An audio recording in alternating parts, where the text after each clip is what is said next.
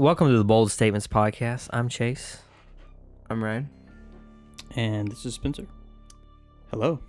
What's going on? I like that.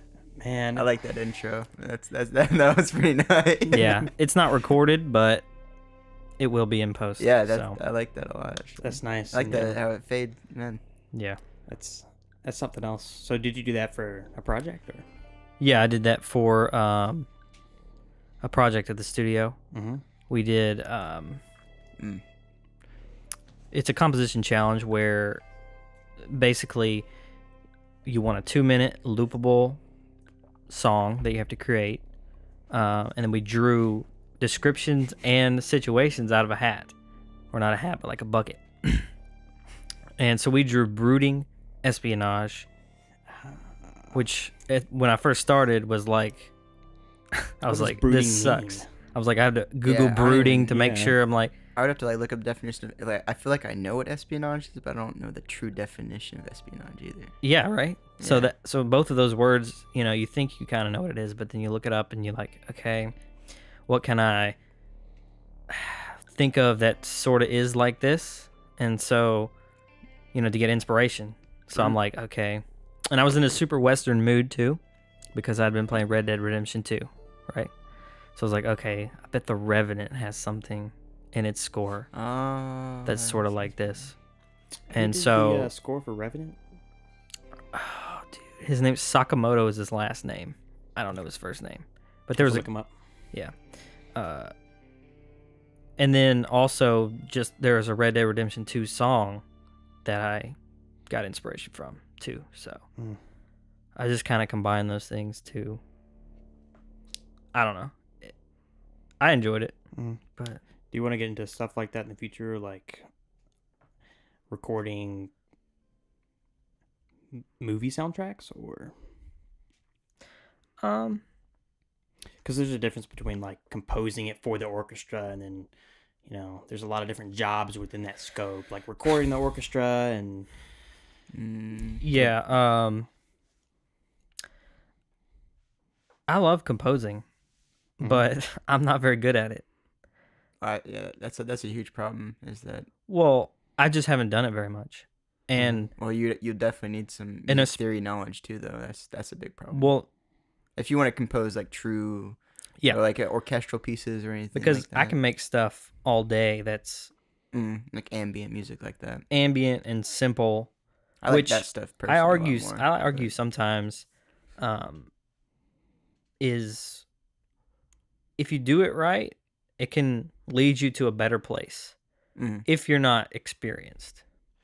So some of the guys that I've been in class with and stuff, I feel like they would try to make everything too complicated. Yeah. And which is good if you know your theory. No, I know exactly what you mean. And you know what you're doing. And then they would have like so many different sounds going on, right? And I always kept my compositions in school and in this project simple. And I always got a bigger reaction than these like very elaborate, like a lot of different sounds. Not because it was better, just because you can get the emotion, you can get to your emotion quicker because you're not like flooding it with like unnecessary stuff. So I don't know. The next one I'm doing is sci-fi fantasy, and we'll see how it goes. But no, I know what you mean by the composition stuff, especially in jazz, when everyone's just like, oh yeah, I know all these changes right here. Like, oh yeah, that's a 2-5-1 change over that leads into a fourth chord with the ninth and diminished seventh, and I'm like, oh, I just like listening to it. Yes. So like when I'm doing it, I get my MIDI controller out, right, and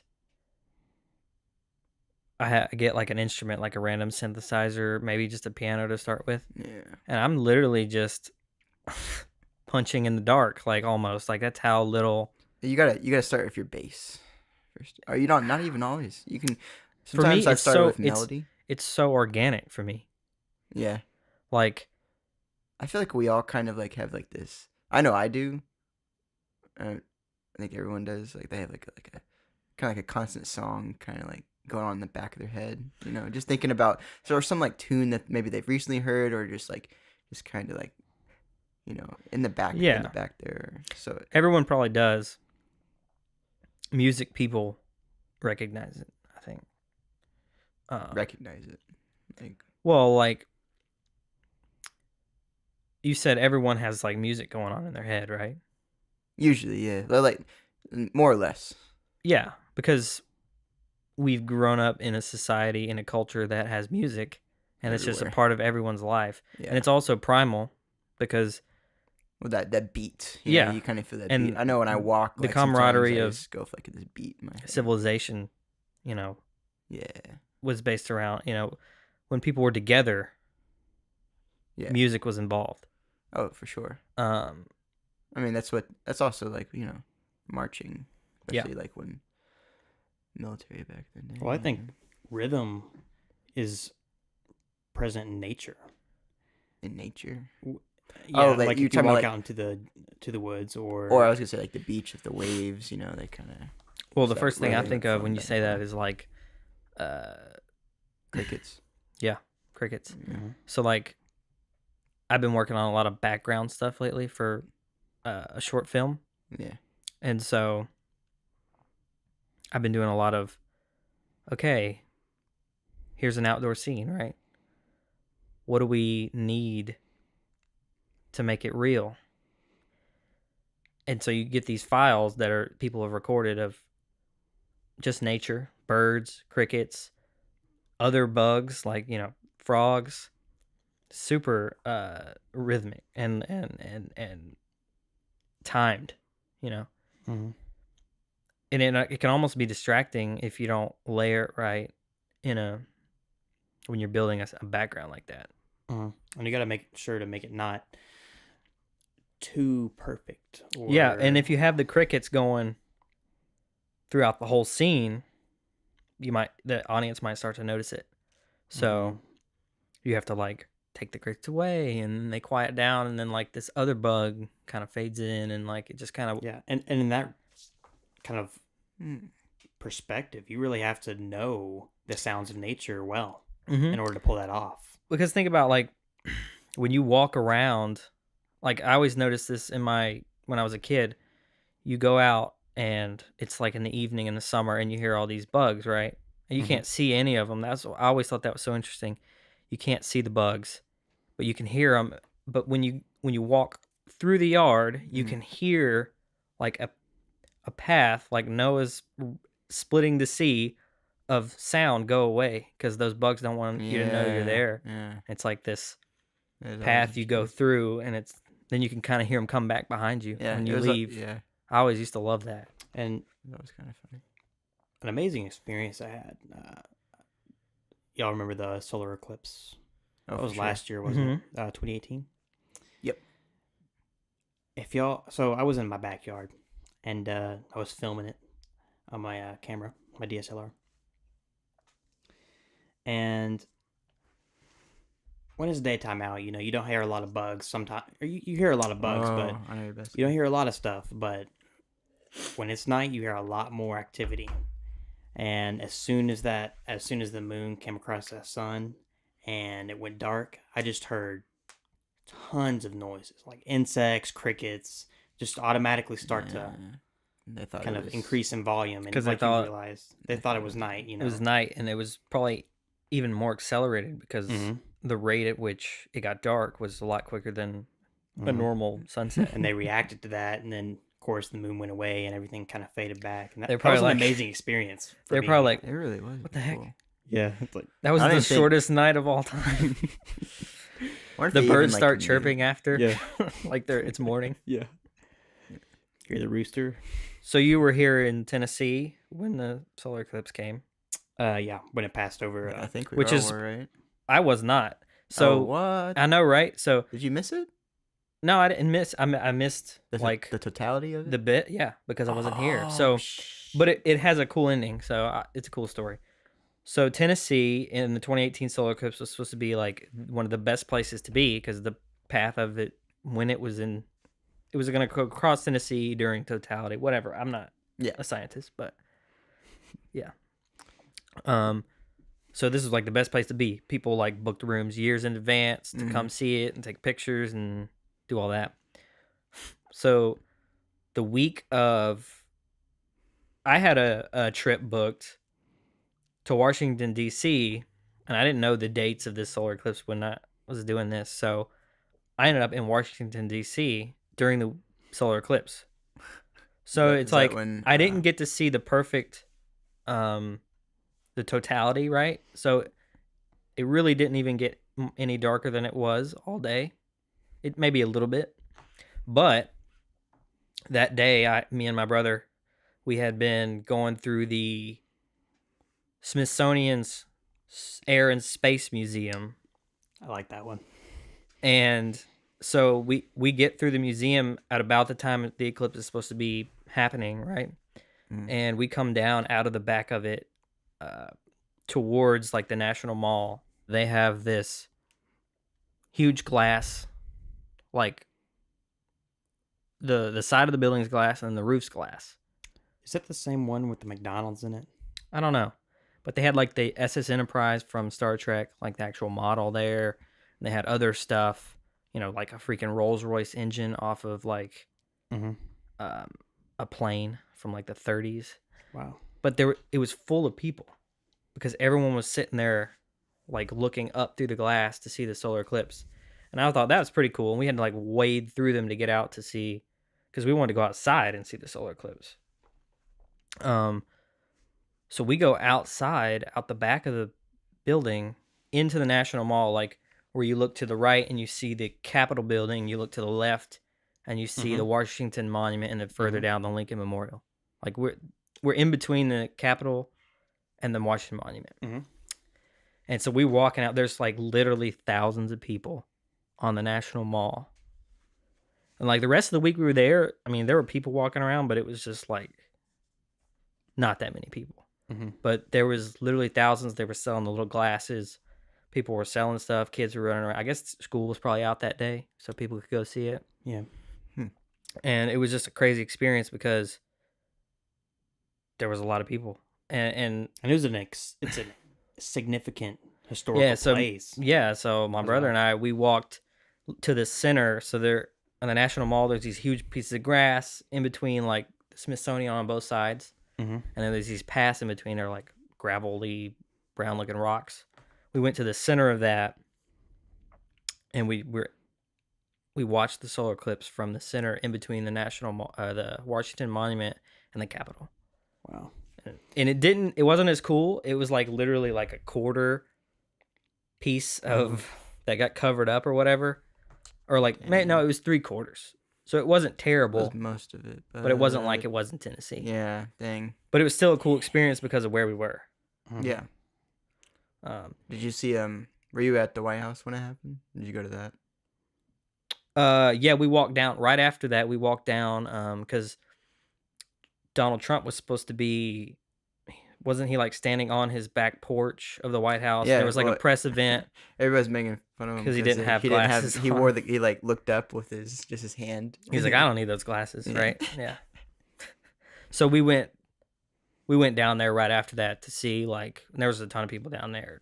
Did you ever see pictures of the people who didn't? Like, I think in Washington D.C. it was fine. Like, it wouldn't be extremely bad if you looked at them without the glasses, because at that point it was like the worst part is like when it's like a sliver off and those beads on the side of the moon start coming out, because that's when all the light goes around the moon because of the gravity, right? So because of relativity and stuff like that, But so basically, like all that light's in that one little bead when it's off the one sliver. So you have all that light focused, and it's basically just like a laser just beaming your eyes at that point. And that's why you don't want to look at that. But so I'm guessing Washington, if it was about 3/4 of it, I think you'd be in the clear. But some of the people who looked at it, if you ever seen pictures, it's literally like their whole eye is like almost like a purplish brown, like red, because it just like almost like burst. Yeah, like burn. It's really. Yeah. I mean, they were selling glass. Like I said, when we came in off the metro that day, there was this huge line at this random building, and we were like, "What is that? Like, why is there this huge line?" Right? It turned out they were selling those glasses to shield your eyes. Were they And- like paper glass? Like yeah, the paper like those ones? ones. Yeah. Man, people made a lot of money. Yeah. You know, I thought about that. Like, that would be an amazing business opportunity to like go to like New York or something. Mm. People who don't know what's going on or aren't up to date, and They walk solar eclipse. I outside. want to look at it. Pay $5 for your plastic. Do you remember when sunglasses. we talked about that in like Hattard's class? We were talking about like how these ancient civilizations. It's like no wonder they like thought the world was gonna end sometimes because that would just happen randomly Mhm. on days. They just look up and then Like, they'd what be the like, heck, "Oh bro?" my God, the gods hate us." Oh, yeah. Well, yeah. Yeah. I mean, that's like Or the alignment of the planets with the pyramids. a lot of Oh, people yeah. would argue that that's, the basis of all religion, is like It's definitely. I think events it's wasn't. I'm pretty sure like the Mayans were. Well, not I or would. the- I wouldn't say all religion. I would just say no. But some, explanations of events. yeah. Having godly or When I think of that, supernatural meaning, because how else would you Mm. explain it? If you didn't know, like, Well, yeah. if you thought the exactly. Earth Mhm. was flat, and you're a primitive, not primitive, Also, but if you thought the moon was a god and the sun was a god, Yeah. and you saw that happen, you probably like, oh my God, like what's happening? you'd be like, the moon god is eating the sun god. Yeah, pretty Like, much. we're doomed. I wonder if I We're can done, only think bro. that the Mayans, like I know, like the Mayans believed in that and stuff, like the eclipse I and don't stuff. know. I don't know any other. I'm sure there are, but maybe the Egyptians were definitely. Bro, speaking of the Mayans, I want to Oh, go. here we go. So I've been to Belize. Oh. On When'd you go to the Belize? it was a cruise. So unfortunately, like, we didn't get to do much. You didn't get to go. Actually, not Belize. Don't Belize they- is cool too, but like Costa Maya, Mexico, I Mm. guess. That's supposed to be one of the best places to travel to, like, Mayan ruins from that place. It's like close. Is that where the Like, you those could go on pyramids are? excursions on the cruise to Mayan ruins. Like, it was that. Was it the close. pyramids like those? I don't know exactly what it was, but I really want to go to that big city that they have. What's the name of it? I have no clue. I For don't some even, reason, I keep thinking it's like the Lost City or something like that. But it's the one where they have the huge pyramid that they rolled the heads down the steps when they like kill like thousands of people at a time, yeah. sacrifices. Is it It go? might start with like an M, Yeah, I don't know, but or maybe I'm mad that when we went on that, I didn't get to go to see the Mayan ruins. That's like one of my dream, like, I want to trip go to goals. I want to go to that. Machu Picchu. Is that what it's called? Oh yeah, Peru. Yeah, That. You want to Dude, hike it? that's Oh you yeah. have to, don't you? You How else have are you gonna to. get up there? I mean, some people just rather just look at the mountain. No, I Well, want to yeah, go up from the there. ground. Can you even go up there though? Oh yeah, dude, Are you there's- allowed? I mean, how do photographers get up? Well, I mean, Are you saying like photographers they don't could have get- access? Like people they don't let tourists go up there. I'm just wondering because I'm sure that they're trying to preserve it, Well, so my boss summited Machu Picchu. you okay. can do it. Mhm. He Yeah. didn't have like a special. Well, he spent years in the Marines, and he had kind of expertise in climbing and little like logistical stuff when it comes to accomplishing a task like that. But a lot of people, you really have to train for months and months and even years to do something, because it's one of the tallest mountains Is it? I just want to go to the outside of the city. Himalayas. I'm pretty sure. I never thought of it Is like the city that. at the very top? Oh, Yeah. the city. Yeah, that's Machu what I'm Picchu. talking about. Machu Picchu. Look up. I don't some- think It's at not the a very city. top. I mean, It's like it's ruined. It's I'm ruined. talking about the. Yeah, that's what I'm talking about too. Yeah, That's why I'm thinking they might not want you to go up there. it's really beautiful. Like another one of the places that I know is super hard to go to.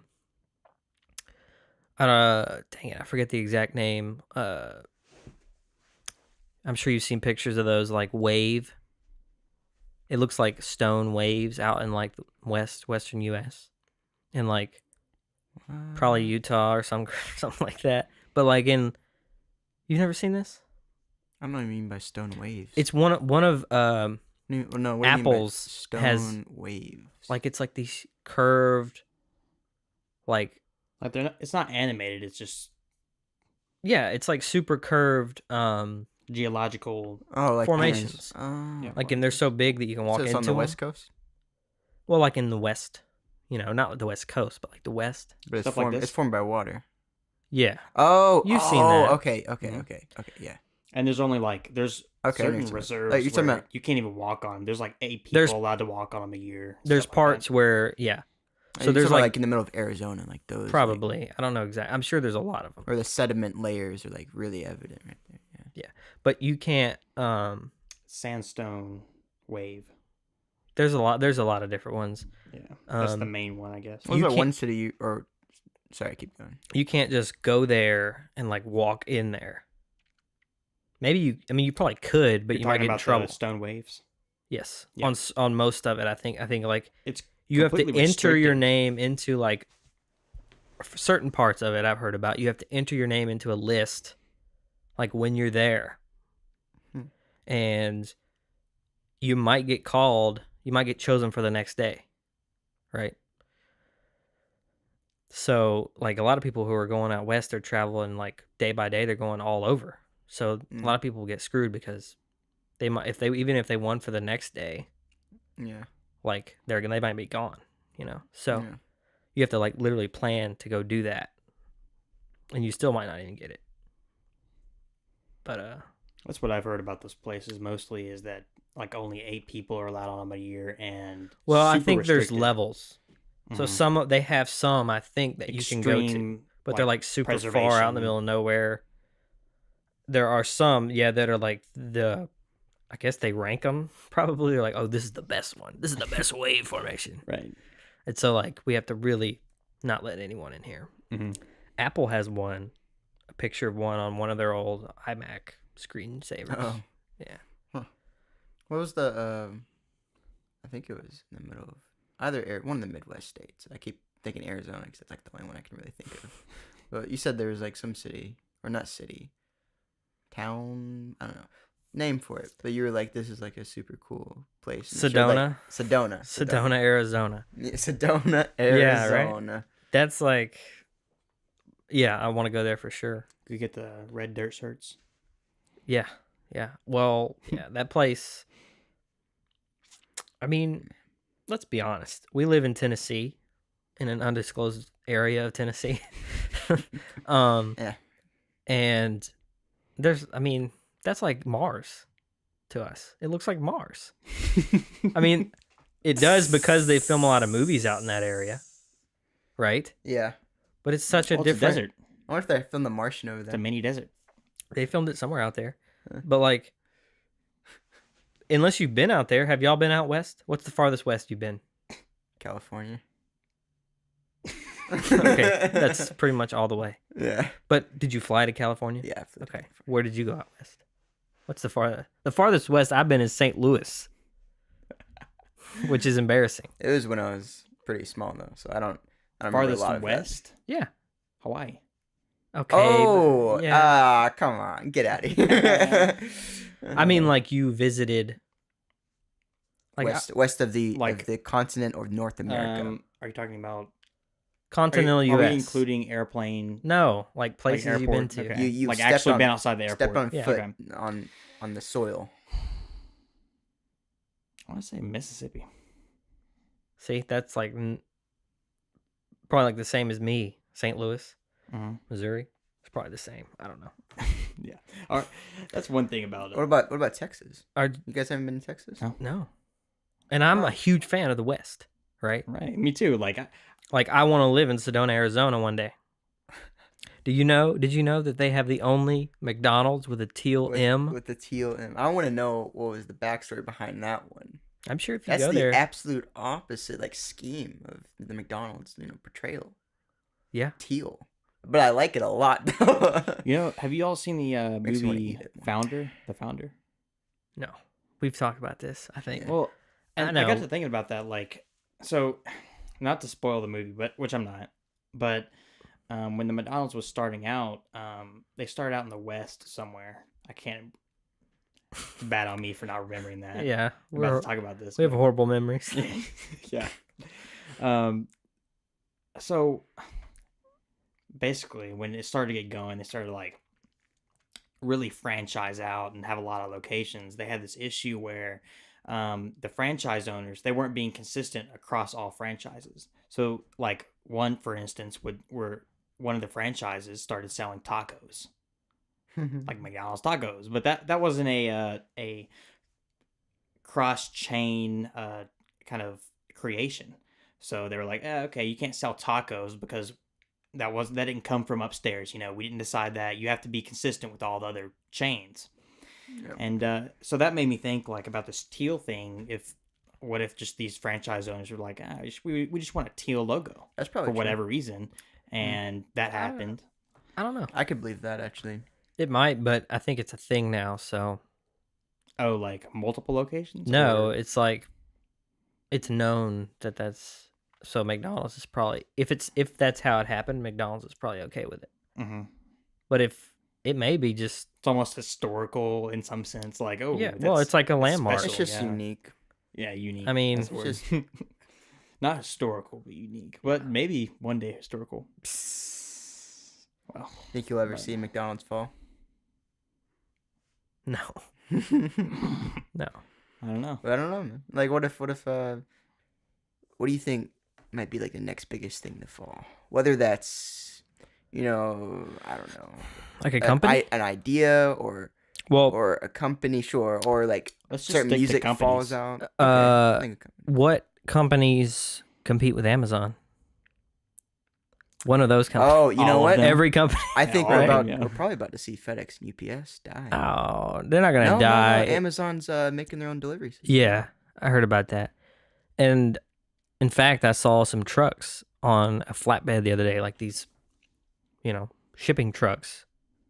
I guess they're more like vans. Like the UPS van or the brown. No, they're not that big, but like a Ford. What do they call it? Econoline, work van. Well, they were solid blue and they had the Amazon logo on the side. So I guess that's some of their fleet right there. Oh boy. So it's already happening. I wonder what happened with their drone situation. Oh, it's coming. It's coming? They've been doing a lot of testing. Yeah, why wouldn't it? I think it was Sweden. I feel like the inclusion of drones I feel like it'd be a super slow process because of the just government, coordination or control. Most drones, I think if they were flying drones, especially not in a city area, most drones were required to stay under 500 feet via FAA regulations. Yeah. So I'm thinking it might start being a problem though when people start. Something's gonna happen where if it becomes big, start like seeing all these drones with these boxes, and then people are gonna. Oh, like to steal a package? Yeah, to steal a package. It's not out of the scope. I mean, I saw a. It's not. If people are gonna rob people's houses, they'll definitely do that. It was a couple of years ago, but I saw this gun, and it had like you would aim this gun at the drone, and it would basically just blast it with like radio signals or whatever, and it would just drop. And it would take control of the drone, and where you pointed the gun is where the drone would go, and you would just point it down towards the ground. And then there's other ones like this other gun. This was a video I saw years back. It would just... And they had a net. It would just go down with it? Yeah. It just takes over like the... It like isolates the communications. But I wonder what... So basically it gives you like a remote control to the drone. Exactly. But you'd point where it goes. That's what baffles me. Right, you would. It wouldn't baffle me. It doesn't like lock on and then you can control it with joysticks. And I think it takes advantage of the safety features of the drone. Like if it gets out of controller range, that it'll automatically land. I was about to say that sounds more like if you hit it with that, then it realizes it's like needs to stop or something like. And so you're basically essentially blocking all other signals except your signal, or just basically jamming all the signals to it. It thinks that it's lost connection with its host, and then it just lands. Yep, and it just goes like in a safety mode. And that's a thing. I don't know how they would get around that if they wanted to, because that's almost a safety feature too. Because if no one's in control of the drone, then that's the only thing I doubt about that system that I'd be worried about. I think the drone's a big. I mean, I don't see why. It's obviously like a cool idea, but and then we're talking about quadcopters, right? Yeah. So I don't know. Yeah. Can a quadcopter still go if it loses one of the rotors? Is it still pretty operational? I wouldn't think so. Because it relies on each one to, like, if it wants to turn left, two of them have to push harder, right? And then make it, force itself to move in certain directions. And especially when you go on that Z-axis right there, and if you lose one of those. Don't start doing geometry on me. Pythagoras theorists. Inside joke. Jerome, yeah. Well, I'm an idiot. so let's explain. No. Earlier, we had a little mishap saying Pythagorean theorem, but I guess Chase Pythagoras misspoke and theorist. said a magical spell. I said Pythagorean theorist. Yeah, he did a little Freudian slip. Instead Slip? of I just did it. Freudian slip. his name was Pythagoras, correct? Probably. Yeah, Pythagoras. And he had the Pythagorean theorem. Pythagorean theorem. Pythagorean's theorem, Sure. not the Pythagorean's theorist. We can talk logistics all day, but It doesn't whether matter. that's an actual magical spell, It was, I guess we have yet to find out. well, we'll need Okay, virgin's blood, couple goats, and Blood of Katy a king. Perry music. Blood of a king. Blood of a king. the king's blood. I'm gonna use this opportunity talking about magic and sacrifice to Oh no. Where's this going? do a hard transition into Bohemian Grove. Okay. This Give me some insight on this. This is 'cause I don't- 8th grade me on YouTube, like just at 1 a.m. and I thought it was late, and I you was like, thought oh, 1 I'm a.m. so... was late. Yeah. Well, maybe not 8th grade, maybe 5th grade, 6th grade. I was like, this is crazy. And I'm looking up stuff on Okay. YouTube. What is Bohemian Grove? Okay, so I came across I think this most peop- documentary. Okay, now whether it's a documentary or Is this a not, real- but Well, it's, anyone can make a documentary, and there doesn't even have to be facts, really. People are going to call you on it. Is this like But- the Blair Witch Trials? This is what it sounds no. like. Okay, No, it's legit. No. Oh, There's- it's like a legit. there's okay. books So this is about like a it. historical like documentary that It's- something happened and it Well, just like okay. really. It's This not is just how a I found one-time out deal about it. either. This is how I found out about it. So I came across this documentary. I was like, Bohemian Grove, what's that? Click on it. It was an Alex Jones documentary on Bohemian Grove. So obviously, like, I fell asleep watching that thing. It's like How? With Alex How would you Jones? do I that? was tired. Oh. Man. I'm sure that's he's what so I was watching He's on. so captivating. I'm Even sure though he's that's- like 90% a little bit crazy in the head. I'm sure that's when I was looking up Bohemian Grove, when I first started to look up, I don't even want to say politics, but like Stuff. worldly things, when I first started to care at all. Mm-hmm. Like that's Become self-aware just of yeah, and things I that was were on happening. YouTube, and Alex Jones' name popped up when you typed in like any sort of conspiracy, and so Mhm. I feel like that's bad probably because kids can get into some sort of trap. Like if you look up something, a conspiracy, and a certain person comes up, and you just go down that rabbit hole, that could just set you for life. You could be like, especially that young. yeah. So I was able to pull myself out of it just by being reasonable, right? And looking up other stuff and realizing that, okay, this, not everything that is being said by this person or people like this are necessarily the truth. Right, and some of it may be true. Some of it Oh, may there's be, definitely true yeah, stuff, right. but There's you true know, stuff in there's- there, and that's what makes it hard for people who are younger watching these types of things. what makes it hard for older people too. Like That are anyone can get tricked. That's the problem. I mean, it's not a That's problem. absolutely true. I mean, You just got to be careful. You can't. right. The problem is you got to be smart, which can be hard for And, some you for know, for a lot of people, And which is smart sad. means but- smart means a whole lot of different things for a lot of different people. okay, so where So Ryan, you asked about. I don't. Yeah. What is Bohemian Grove? Okay, so this is according to Wikipedia, and I was reading this earlier today. It's actually pretty interesting. Bohemian Grove. I'm just gonna kind of quote from Wikipedia here. Mhm. Bohemian Grove is a restricted 2,700-acre campground located at Bohemian Avenue in Monterey, California. Mhm. It belongs to a private San Francisco-based gentlemen's club known as the Bohemian Club. In mid-July each year, Bohemian Grove hosts more than 2-week encampment of some of most... Okay, I'm reading that wrong. I might have to edit this page. Basically, they host high-order people. we People don't- that are involved in... So they bring these People very- world leaders, and celebrities, musicians, people that are top of the game. Influencers. Mhm. and they that's go what- there, and we don't know what happens. It's an all-male membership. Only males. Is it still to this day? Yes. Well, I'll get to the... We probably don't know for sure though. So what? I think it goes on. What if? We don't know for sure if it's all Well, male, we'll but see. it probably is. What if people said right. what goes on? Like, what if people,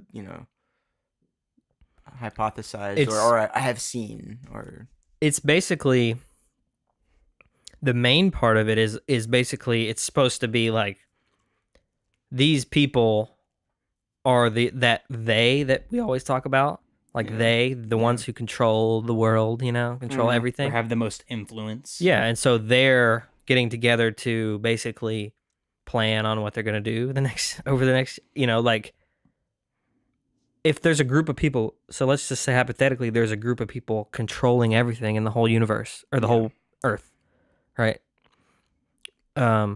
These people you would think have to meet and like talk about it and not just do it over Gmail, yeah. I So know what you're that's the idea is they get together, but there's a lot more to it. It gets into like cultish Right. behavior apparently. And, Who is- and there's who a has lot of... been- That's when it kind of segues into the conspiracy theory Yeah, stuff. because no one really knows for sure. Right. I think in that documentary, They had footage. doesn't he go there? Like Alex himself was there, He goes there. filming it from across the lake Mhm. or something And crazy it's like that. some ritual, and they had like fire, and they were burning like some kind of... There's an owl. Is Owl, like their yeah. symbol. It's weird, dude. You should look it up. It's- I don't know what to believe, Owl but like Athena owl or like owl. I don't know. I don't know, but they're in robes. They're all in the same What? robe. Like I said, it's cultish. What And like kind you- of what colored robes? I don't remember. Yeah, you'll have to watch the documentary. I'll send you a link. And but They Who has been? Is there anyone like? Off the they top of your head, say like notable the who's- Bushes were there and Reagan, Eisenhower, all the presidents basically that basically. are it kind of sounds like who is like the Freemasons or something like that. oh boy, that's a whole nother rabbit hole. Freemasons. Yeah. Yeah. People say that they're still ruling the world, even though, And so they haven't. Go ahead. Well, I was gonna let you finish there, but where I the don't know what I was gonna conspiracies say. really come in is they have so down on this Wikipedia article, there's a section called security. Bohemian Grove is protected by a sophisticated security team year-round. The Bohemian Club employs ex-military personnel to help secure the area. They utilize high-end security equipment, including thermal, night vision cameras, motion detectors, and vibration sensing alarm systems. And it goes on and on. And so this is an invite-only thing. Mm-hmm. So it's not like you can just go join, even if you're famous. Even if you are U.S. president, you have to be invited, I guess. Yeah, that sounds. And so where this kind of goes into the conspiracy stuff is, especially with that Alex Jones documentary where he actually filmed the stuff, is a lot of people say that they knew that he was there filming. And Why would they let him out then? They wanted they wanted to be sort of released a little right, bit. and a lot of people claim that because they let that get on video, they purposefully let that get on video of just some weird ritual. Nothing illegal is going on, but a lot of people But are why saying would that they a lot of illegal want- stuff does go on in lieu of that, Yeah, but like a lot more sadistic, cultish stuff. But they were just doing that for the image of, oh, it's just a weird cult thing. It's not anything beyond that. So I'm gonna play devil's advocate. Okay. Has Alex Jones ever faked anything or proven to fake anything? Because it sounds like, I mean, I don't know. Mhm. If the dude's like kind of like out there, and he probably, I mean, I've heard some of his conspiracies, and it says, sometimes it's like pretty believable. But I mean, like, what's stopping the dude from going to some lake, calling it. Well, we should Bohemian probably Grove. get away. Like, we can get away from Alex Jones and still talk about the Bohemian Grove because he's just one. Like, Is that is that the only video that's out there of like people I in don't know. robes going on owl, burning like giant owl? I don't know. Like Burning Man, except it's an owl. I don't know, but I know there's books about it. It's a real thing outside of Alex Jones, is I guess what you're trying to say. Yeah. Yeah. And the documentary, which talking just about Alex became Jones wildly almost popular. hinders us a little bit Mm. when we're talking about a conspiracy theory, because Yeah. But I mean, it's important to talk about just because he's, there is that footage and all that in that documentary. I haven't read the book. I'd like to read the book one day. They touch on this. Have you ever watched House of Cards? The Kevin Spacey show? Yeah. They do that. They do that in the show. They go to Bohemian Grove. Yeah, they don't call it that, but Kevin Spacey's character goes because he's the president at the time. Spoiler alert. No, I know. Yeah, but he goes and like he's meeting with a few other characters that he's talked with during the show who are like these, billionaires who are like influencing every decision that gets made, so they do that sort of thing, and it's great, but it's a great scene and episode because Kevin Spacey's character manipulates it, even though he's like he's the underdog in the situation. Mm-hmm. But so they touch on it, which is interesting, I think. And they did it all. They did the robe stuff.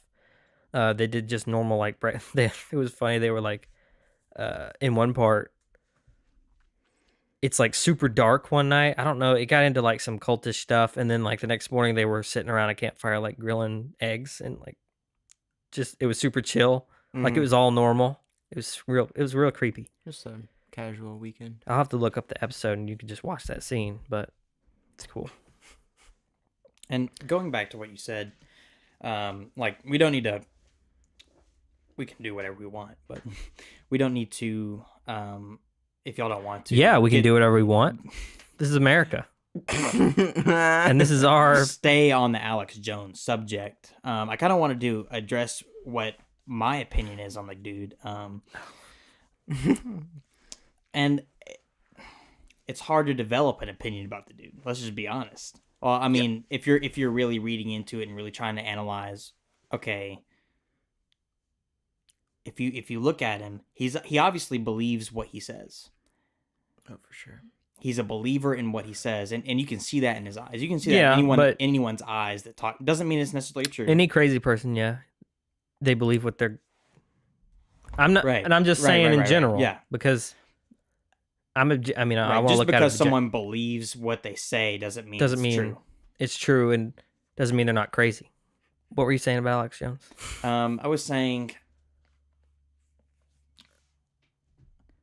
So I've seen him. He seems like he believes. He seems like he truly believes what he says. Yes. Okay. And I think they touched on this in the Joe Rogan podcast, and how his kind of psyche and what kind of drives him and what goes on in his mind. And so there are certain conspiracies over the years that have been 100% without a doubt proven to be existent and true. Oh, of course. Right. Yeah. You have Northwoods. I think they talked about in Joe Rogan, and MK Ultra, stuff like that. The CIA. Well, yeah, and I'm sure many conspiracies outside of even stuff they talked about. And so there's this idea. It was a conspiracy at some point. Sorry, it was a conspiracy. Just to touch on conspiracy theories, it was conspiracy at one point that the Earth was round. They killed people who said the Earth was round. Yeah, the church did. Wow.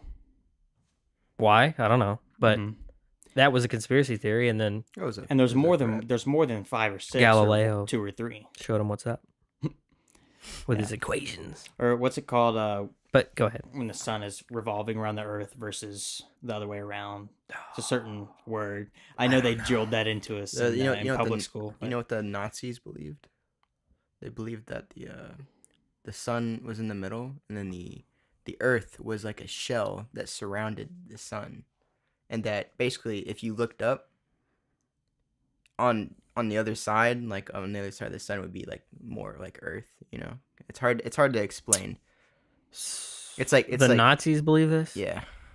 Well, Yeah, all know I how mean, that you turned can't. out. Yeah. Well, I mean, first of all, that's what I'm that saying. was in the It was just like what 30s. like how do people get to that? It's Well, just crazy.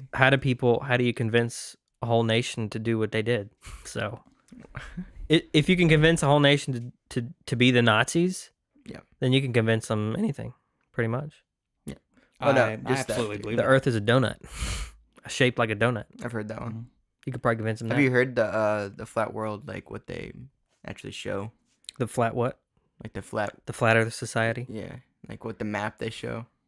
It's like if you take Yeah. the top down and then it's all in like the continents around the circle, and Yeah. the North Pole is like the very middle. And on the outside is an ice wall, and they say Oh yeah. no one's ever been over the ice wall. Well, It's like one giant Game of Thrones, like except the ice wall. wildlings. Yeah. So backtracking here. So some things, there's a lot of conspiracy theories that over the years, like, and it's more than just 2 or 3 that have become true. And so if you look at this, and if you're a normal person, just average Joe, and you want to make sense of the world, you want to look at the world as objectively as you possibly can. You want to do an analysis on everything. And let's say you start from square one, and you look at the first conspiracy theory that you come across, and you're like, okay, that was proven to be true. And then you look at the next conspiracy theory. Every after you discover that one conspiracy theory is true, then you're like, well, every single other conspiracy theory has a chance to be true, no matter what it is. Yeah. And so you have to look, and so that's kind of what Alex Jones was saying in the Joe Rogan podcast, is that he feels like he has to look at every single conspiracy theory and determine whether or not it's true or how much validity there is to it. Because we know that there's conspiracy theories that are out there that are false as well. So it's like, and I think that's a little bit going back to how Joe Rogan or Alex Jones is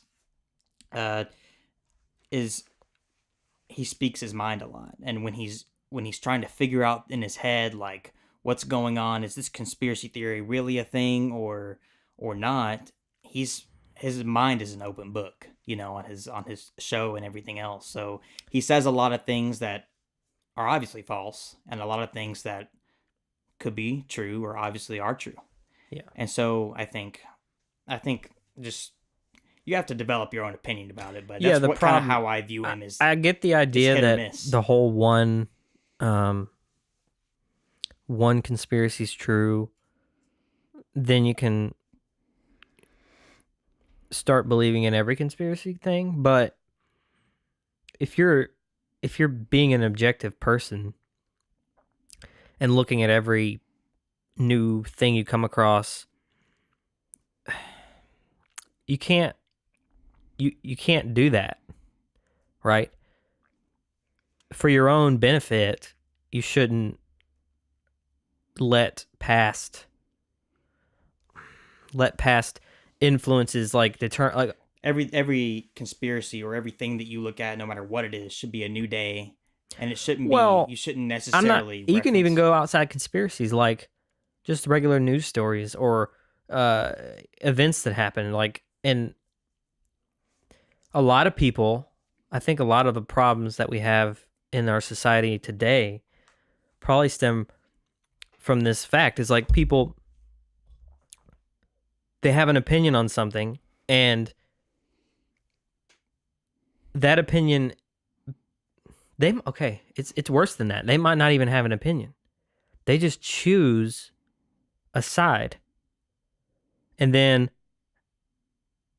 that side's opinions on across the board, like on all subjects, becomes their opinion or what they follow. And then so every day when they approach a new conversation or a new news story or a new whatever, they already have their answer. They look at the side's opinion and not their own opinion. Well, Or they just don't develop their own opinion. they don't say- develop it. And it's easy to do that when you're I don't want to say young, but when you're first getting it, like you're thinking about having your own opinions about stuff, Have less experience in the realm of being exposed to things like politics or the news or information. So what you got to do is, what you got to try to do is, that's what being an objective person is in life, whether it's a political opinion or a conspiracy theory or whatever. You have to approach it as a rational, logical person. Like, not necessarily I choose know sides right off the bat just because. yes. Right. And some people would argue that you don't have a choice. Mm-hmm. The only, whatever it comes into your head and whatever you start believing is just a product of your environment, and you have no free will to like choose to view it in a certain way. Some people would say that. We can get into that, but being an objective person entails looking at the facts. That's another problem. So you got to have the facts to like correctly judge a situation objectively. And kind of honing in on the facts too is a whole nother world in and of itself. It's Yeah, like, especially, how do you figure out what a fact is? especially when there's so much information. You think, well, would it be worse to live in an era when we had no information? So say we had, one newspaper in the town that you lived in. There were no cars. You couldn't go travel to the big city to figure out what's going on unless, it would take a lot of resources to do that. You get the information about the outside world that the one newspaper's telling you. Was that worse, or is it worse that we now have literally hundreds of thousands of streams of information about literally every part of the world, the earth, and then you're trying to get all that and decipher it and figure out what's real? It's definitely a double-edged sword, I feel like. Is there a better version? Probably not. No. Because in the old way, you're basically at the whim of whatever you're given, unless you literally just, you're limited at that point. But then in the modern version, you have, I don't know. We all know how tough figuring out facts are. Mm-hmm. I guess anytime it's just bad. I guess the only benefit to that would be that if you only had like one source, right, you'd be pretty oblivious. But that's a scary thing, is that you wouldn't know if you are, you don't have that information that you need, and you're not like aware of what your situation is, right? But there's also like, if you're oblivious, like, what's it called? Blissfully ignorant. Of course, that isn't. Ignorance is bliss, yeah. Yeah. But then at the same time, you get all those streams of like, what you said, too much information, and you become overwhelmed and stressed because you can't pick all that apart. And especially when all this media is changing every day. It's not one time and you have like a week to do, like, look through it all and decipher it. You have each day something new, and that's probably the hardest part about it, I feel like. Yeah, and you just have, like you said, there's a new thing every day. Not only about the same topic. We get new facts all the time, but we're getting new facts about totally new things that are happening every day. So it's almost impossible now to watch any media also, let alone, whatever bias they may have. Yeah, and they all have biases. Yeah. Some worse than others, but imagine their job. Like, everyone loves to pick on the media, and I have partaken that before, but like, what are they supposed to do? Like, the easy answer would be, well, they need to be unbiased, not even unbiased, but they need to be objective and approach each new news story or subject with, just like I was saying earlier, objectively. But well, I think that's the problem. If there's so many news stories and you have thousands of people covering it, and it's 24 hours, it's and the competition. and you can get you can get better ratings if you just say something crazy. Mm-hmm. I mean, at some or point, just get it out fast before knowing or having the right, what you said, having, coming at this objectively and figuring out what is happening besides learning the first thing you want and then pushing it out before, that next broadcasting station gets it. And yeah, I mean, and I don't, that, they should try not to do that. And I don't, but I don't blame them. But what I do blame them for, here's what happens most of the time, right? So a controversy will happen. A news source, usually it's one or two, will speak out about that controversy, or they'll have an article about it very quickly, and they'll just, I guess they just hope that they're right, and hope that there's not more to the story, because they want those clicks, those instant clicks when people hear about the story. I don't want to name any specific events, but it's a media firestorm, and like all this stuff starts coming out, and then there's arguments back and forth on, well, the right says that people aren't covering it objectively, and the left just went too fast, and all this, right? A lot of what I hate more than them going fast and getting it wrong is a lot of times, sometimes they don't even, after the facts come out, the actual facts, not just the headline, a lot of times they don't even fix their story, because it doesn't matter anymore. We've already moved on. If it's 3 or 4 days in this world, it doesn't matter. But that's not even make me as mad. What makes me mad is when they will fix their story, and then they bury it, and no one ever reads it. And so you have whole movements based off of a crazy story that turned out to not be true, or if it, at least there was different nuances to the actual truth. And so there's been multiple events like that in the last 5 years where it was a big controversy. People start writing articles, and then people get in arguments, and then there's movements and protests, and then things kind of die down. Maybe there's a hurricane or something, and things kind of die down, and then the true facts come out, maybe in a case or something later, if there's like a criminal case, but it doesn't really get covered because it doesn't really help with the narrative. Or if it even does get covered and changed, it's not top of the line news story. And most normal people who aren't,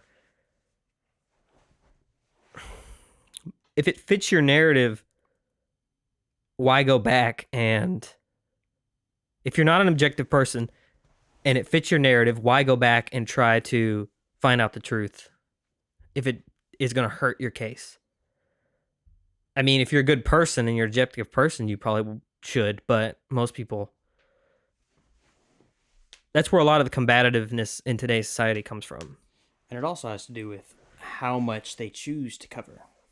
Like, and I'm sure you've encountered this before, just in everyday life. Someone will tell you something, but they won't tell you the full thing. And then you say, "What? Wait, you lied." It's like, no, I just didn't tell you everything. You understand what I'm saying?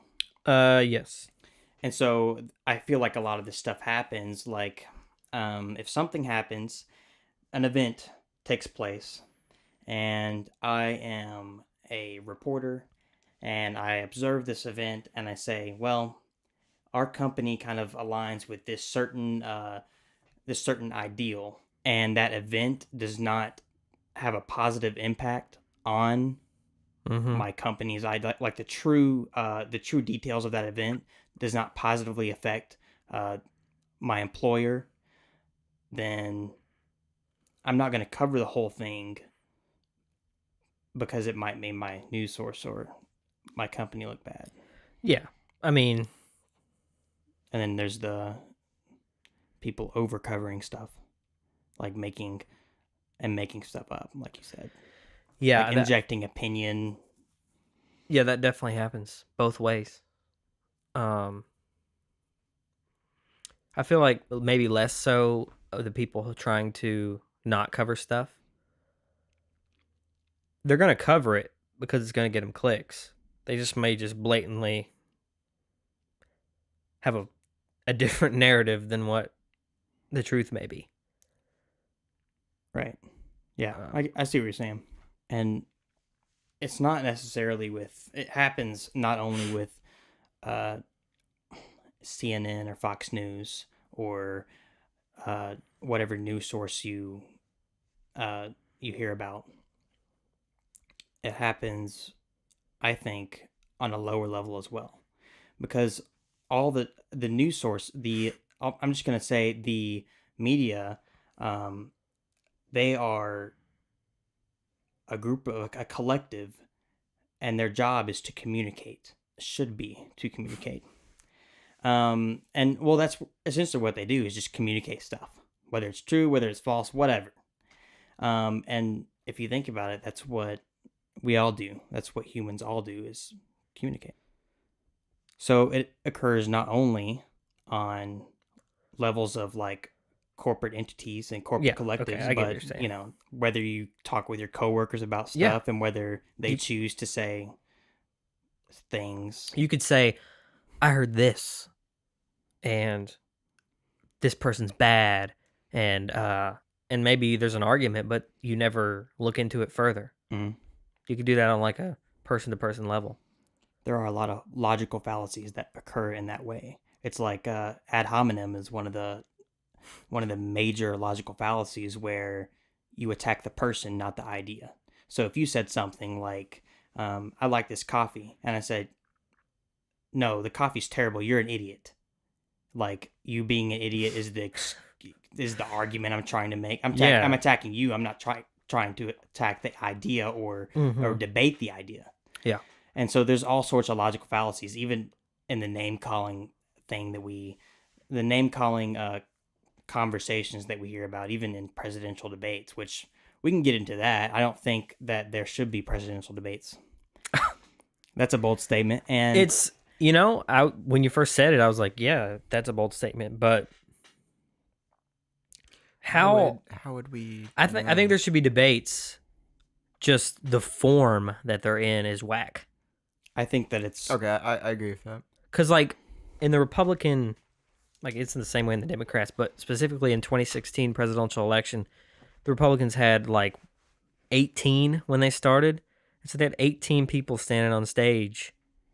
Maybe they whittled it down to 12 before they started actual debates, but they had like all these people on stage, and the moderators would ask like a question, and then why do they? I mean, I guess I do get it. Why they have to all be there? You know what I mean? Well, because then they're going to be seen with each other. Well, they want to be there because they're going to be seen by a certain set of voters.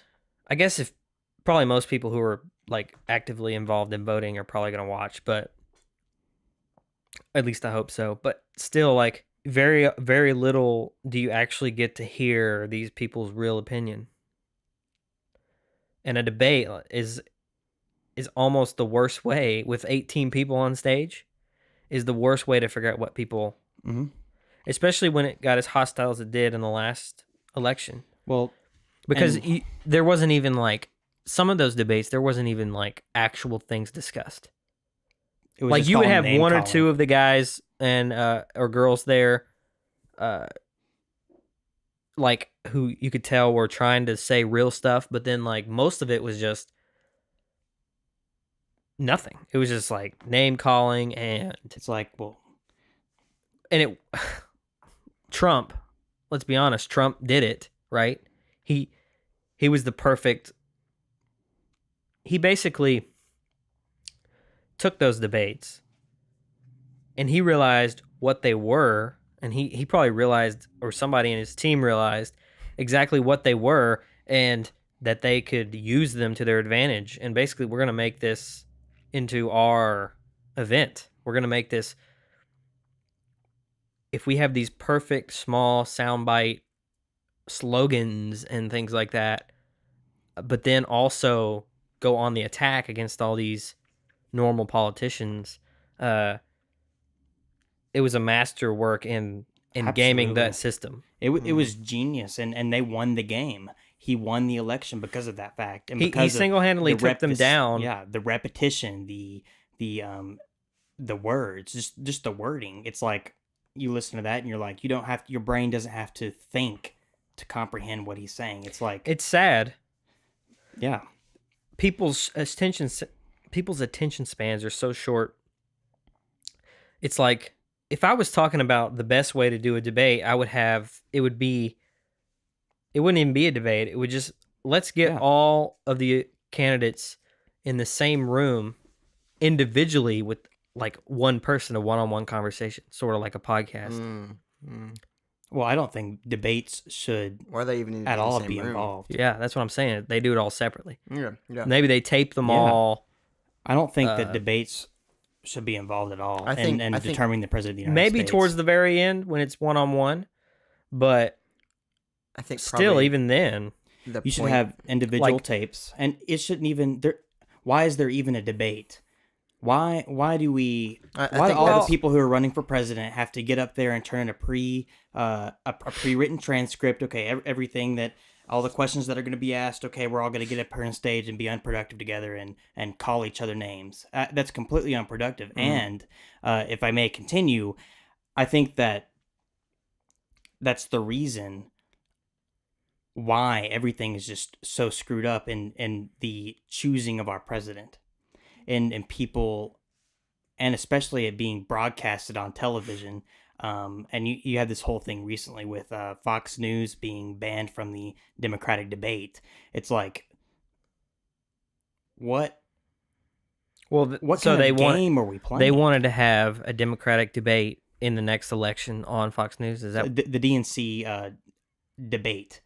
Fox They News? banned a specific media company from covering the DNC debate. But I thought it I'm was pretty sure that I could Fox be wrong about News. that. I thought it was Fox News like proposed to have because when they do these debates, it's like on a certain platform, like CNN debate, right? It's like they do it, like everyone covers it, but they do it. I think Fox News they wanted to do a Democratic debate, which I guess they could say, oh, Fox News is going to get all of our candidates up there and bring out some hardcore right guy or girl to just expose all of our candidates at one time and like ask them all the hard questions. So no, we're not going to do a debate with them. I guess that's their thinking behind it. But like, yeah, I don't know. I mean, just, I don't know. I don't agree with the debates either. I don't think it should be a thing at all. I think a debate feel is free to explain why. I think why it should be. Yeah. Well, I think you're right. It's turned into a name calling game where it's trying to deface each other. But that's pretty much the only reason. Like, it turned into that. But I think it started off. The point was, it's a debate, right? I mean, these people in power are going to be debating for basically the whole entire length of their 4-year term, right? So I think it's supposed to present that to the people. Okay, and it's supposed to also, it's apparent to, or supposedly, like I said, this is all what I think they, it's envisioned. They're supposed to make it apparent as to who is the more, maybe charismatic, but also like, the more reasonable person, the one who can handle like tense situations like this. I think it's supposed to make that apparent. But now it's not anymore. It's that exactly that just the people are coming up here and trying to make them, gain some publicity or just target each other. And so I have two things I want to say about that. If I can interject, I know you're about to say something, but the first thing is obviously back in the day, you had the first national televised debate. I think it was John F. Kennedy and Nicholson. Nixon. Nicholson. I Jack thought Jackal Nixon. Nicholson. Yeah, and his running mate, and John F. Kennedy won that debate because he was more presentable on television. Oh, and dude was and the other one Nixon was like sweating and like visibly uncomfortable right. on camera, and like they had the hot lights on him, and yeah. But regardless of that, even back then, it was considered, a presidential debate, and it was the first nationally televised thing. And when you look at that, all you see is, okay, here's a question. John F. Kennedy answers the question. Nixon? Nixon, yeah. Nixon answers the question. Next question. You answer the question, you answer. And there might be some like just kind of joking banter, but it was all friendly, and there was very little, if at all, any banter, any back and forth, and forth between the individual candidates. It was more like, here's my opinion on it, here's my opinion. Right. And in fact, it was so much that way that if they had done separate sessions, it wouldn't have made a difference, right? Yeah. It might, and I say that, take it with a grain of salt. But, and certainly when you look at a debate, you look at people that were debating back then, like Kennedy and Nixon, both of them, regardless of their political affiliation, had this word that is very rare. This characteristic that's very rare today in politics, and it's called integrity. And integrity has been on the decline in, I think, everywhere. And that's pretty depressing to say, but I think it's an integrity thing as well. That's why debates, if the same amount of integrity was kept throughout the years, and they kept doing those national television debates, debating in that scenario where you just ask one person a question, ask the other person a question, would have been fine. But now, and I even think back then, they should have just done separate takes, or the candidates just released their videos, or they had a set of questions, and each candidate had to answer them in a video, and they just submitted a video or a tape of them. Mm-hmm. I don't think that they need to be in the same room at all. I think it actually messes things up, especially nowadays with the lack of integrity. Well, what I was going to say about debates, I think the main problem with the one-on-one debate is not, well, the one-on-one debate shouldn't be a problem, depending on who the people are involved. The problem, the debates that I have a problem with are when you have like 10 or more, 5 or more people. Oh, in a for debate. Sure.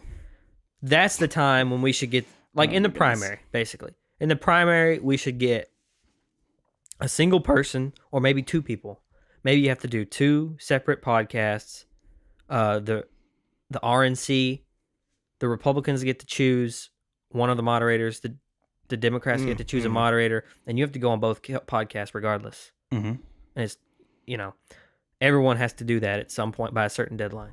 Right. I could definitely see that. When it gets to one-on-one, like in the actual, maybe at the end of the primaries when there's 2 people left, or in the actual national general election when there's one party versus one party. Right. Each party has selected their representative. Then maybe they can debate. But even then, like, even in this last election, that one-on-one debate still turned into a, just. Right. It was like, your emails, you screwed up on that. Oh, well, how about you release your tax returns? Yeah. And then just like an argument, like bickering. It like literally crooked Hillary, and it's like name calling, that type of stuff. There were candidates in the primary that weren't like that. Okay, every time there was a debate, and I watched all the debates, they had long form answers that made sense, and they had pretty big followings, and people liked them. But it just got overshadowed by the media storm that was Trump versus Hillary. So, and Ben Carson was a good example of that. He seemed to be very chill on stage. Yeah, from what I remember. I mean, wrong on that. He didn't have. He was, and I don't know substance wise if he had enough. If he had a lot of great things to say. Whether you agree with like Ted Cruz or not, usually, I think him and Rubio, although at the end Rubio like went off the rails and tried to do the Trump game. But Ted Cruz usually, I felt like he was one of the only ones who actually had a real answer in the Republican primaries. Like he would wait his turn and like find his spot, and then he would like have like a 2-minute answer full of like, and you're like, okay, what? And he like goes into it and makes sense. Has substance of some sort. Whether you agree with it or not, there's some sort of substance there instead of, what ended up. I think also with the whole question asking thing, it has to do a lot with the questions. Some of the questions are asking like, well, they're looking for fireworks, right? Because they want to be the CNN debate last night was wild. They want that news story the next day, probably. Yeah, they want that clickbait. They want when they post it on YouTube, they want to get a lot of views on their YouTube, and that's monetary value to the company. Yeah, they want to get it on trending. And also, honestly, that's probably like the biggest reason why they keep doing debates. Well, yeah. Yeah. I mean, because everybody's making a lot of money. Yeah.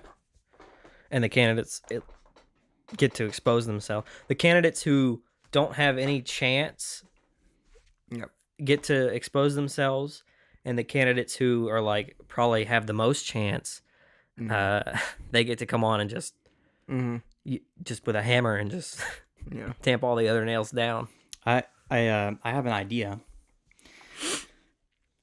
If there is, okay, I think the debate should be completely excluded, except maybe, okay, and the lack of integrity nowadays would in my opinion, would completely invalidate the point of a debate, even in 1v1. Well, I guess it depends on the people, but yeah, right. It does for sure. I think that if there were to be a debate, they would need to be held under the same questioning regulations as an attorney in court.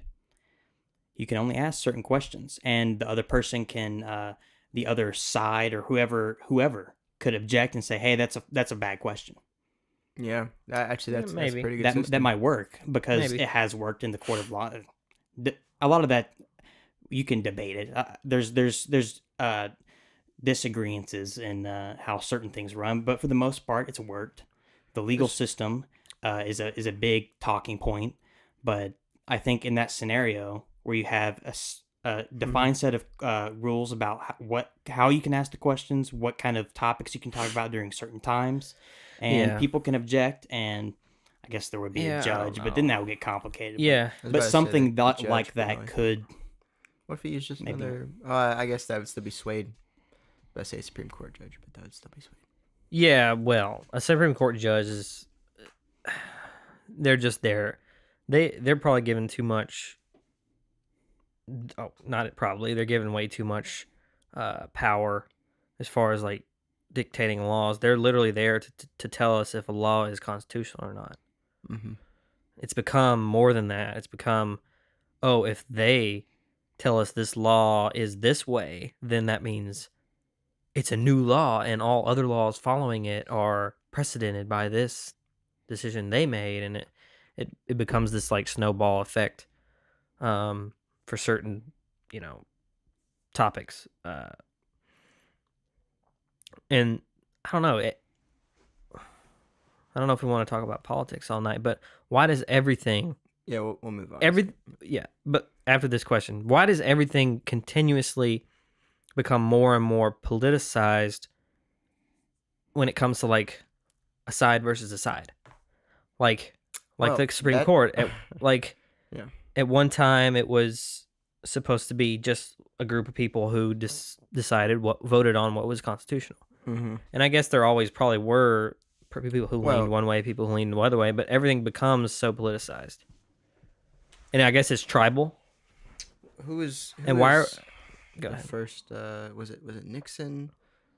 That before he resigned, right? Someone resigned. Yes, Nixon resigned. Okay. He said, "I'm very bad about my presidential." He threw up the piece. History. Yeah, and he was like, "That's when he resigned. That's the notable thing." Yeah. Yeah. So before he resigned, from what I remember, what I was taught in public school. Yeah. Take that with a grain of salt. Yeah, very grain of salt. But like he realized he was about to resign, and he did something where he got rid of judicial or Supreme Court judges and replaced them with the ones he favored, didn't he? I'm not sure. There's something Probably. something like that happened, and that obviously swayed, how that that might affect the laws later, because he was Well, if he had appointees that he could make, then I mean that's what he has the right to do. So I don't know the situation. I thought Supreme Court judge was like for life, kind of thing. It is for life. He couldn't just like fire. There was no, he didn't fire. It was something like. What did he? Maybe there's like openings left somehow. Did he Are add you thinking on about to the it? tapes? No. Okay. Did he like add on to it? Because I'm pretty sure it was FDR who expanded the number. I can't. I may be talking out of my rear end on this. We but can come back to that later. I could also more be research or someone something, completely wrong. Someone had I don't remember what president it was. I'm pretty sure though there were less Supreme Court justices, and it was. How many are there? Not in their favor. There's 9 now. Oh, okay. It was not in the president's favor. And so he was just like, oh, I think we should have more Supreme Court justices. And it's not limited in the Constitution either. No. It was just kind of a thing. Like Yeah. And so they said, and then so it got voted on and agreed to. And then guess what? He gets to appoint those leftover spots. And I remember some people have called for that even now. Like we should add more Supreme Court justices. Why is it up to the president? That baffles me. Why they get to appoint members? I don't know. When you say like appoint, do they get? Is that like a guaranteed? Like they're going to be Supreme Court judges. There's another. No, I mean process that we they had the reviewed debate. for? No, remember the whole debates. I mean, he has to be confirmed by the Senate. Right. Everything that the president does pretty much has So to be you reviewed remember, by like Kavanaugh, Congress at some point. You remember the whole Kavanaugh to some extent. debacle? Yeah. So they had those hearings and then debates, and then they ended up voting on it.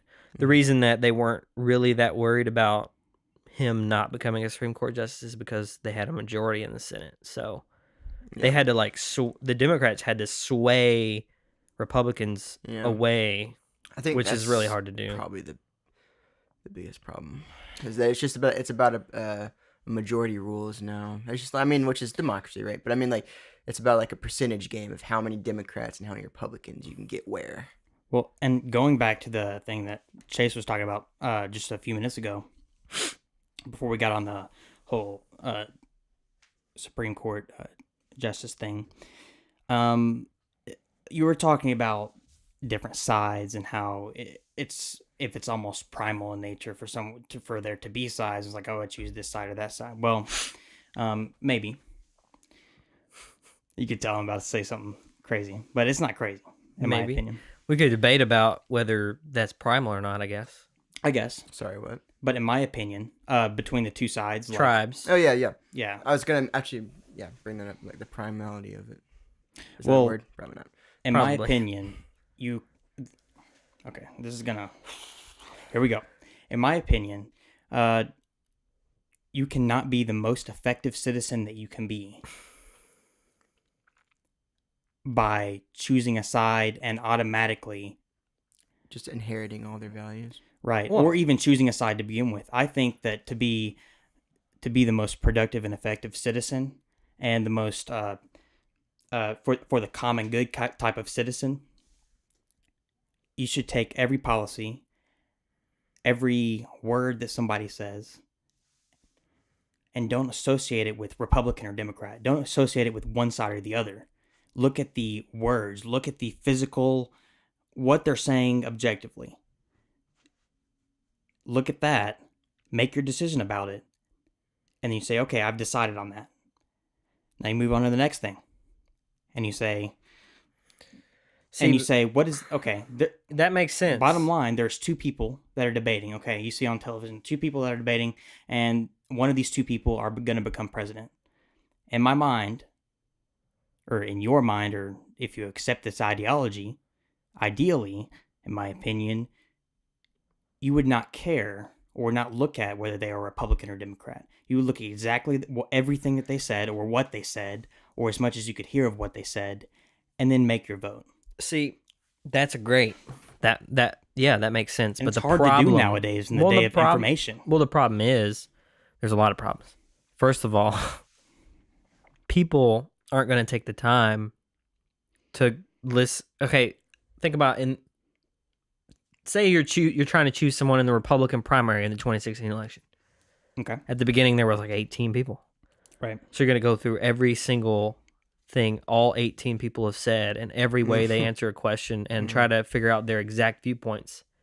That's an impossible task for pretty much everyone, unless you just literally that's your job, is to go through all that. And then even if you do that, do we even have that information? Like, do we have everyone's actual opinion on everything? Or do we just... No. All we can go off is what they say. Right. So you have to trust that what they're saying is their actual opinion and not just something you want to hear. Right. And that goes back to a complete judge of character. You have to say, well, you know, if they can convince me that what they're saying is completely true and I can see it in their eyes that they believe that's what it is, then okay, and then I believe. So if you see that they believe and you and the things that they're saying and you say, okay, I agree with everything that they're saying, I look in their eyes and I say they look like they believe it, that's all you can go on. It's all you can go on. And it's about the type, and that's when we get to the thing where people say, even if they're the best actor in the world, you're like, well, I voted for him. People say, well, morals and the person's character doesn't matter for presidency. That's what a lot of people say now, especially when they justify candidates that have real issues character-wise. Maybe Trump, maybe Hillary, liars, whatever you accuse someone of. And then they say, oh, well, it doesn't matter how bad of a person he is as long as they're voting the way I want them to vote, right? But the problem with that is if you don't trust them if you don't take their character into account at all, how can you trust anything they say? That's why their character has to play some part in it, because you could get fooled, right? They could just completely flip-flop on what you wanted. You can't just go off what someone says. You should think about the person as a person and what type of person they are. Most people would say that doesn't matter anymore, but absolutely, I think here we are with it does matter. Here we are in this world where we have, and that goes back to the whole primal concept. It's like we would like to think that humans have some primal ability to determine whether or not a person is lying or whether they have good character that aligns with theirs or whatever. But we watch it, every time you go to the movie theater, every time you turn on a movie, these people are acting and you're immersed in it. And it's like if people they can are not fake themselves. Crime, there's no way they can't fake a statement that they're.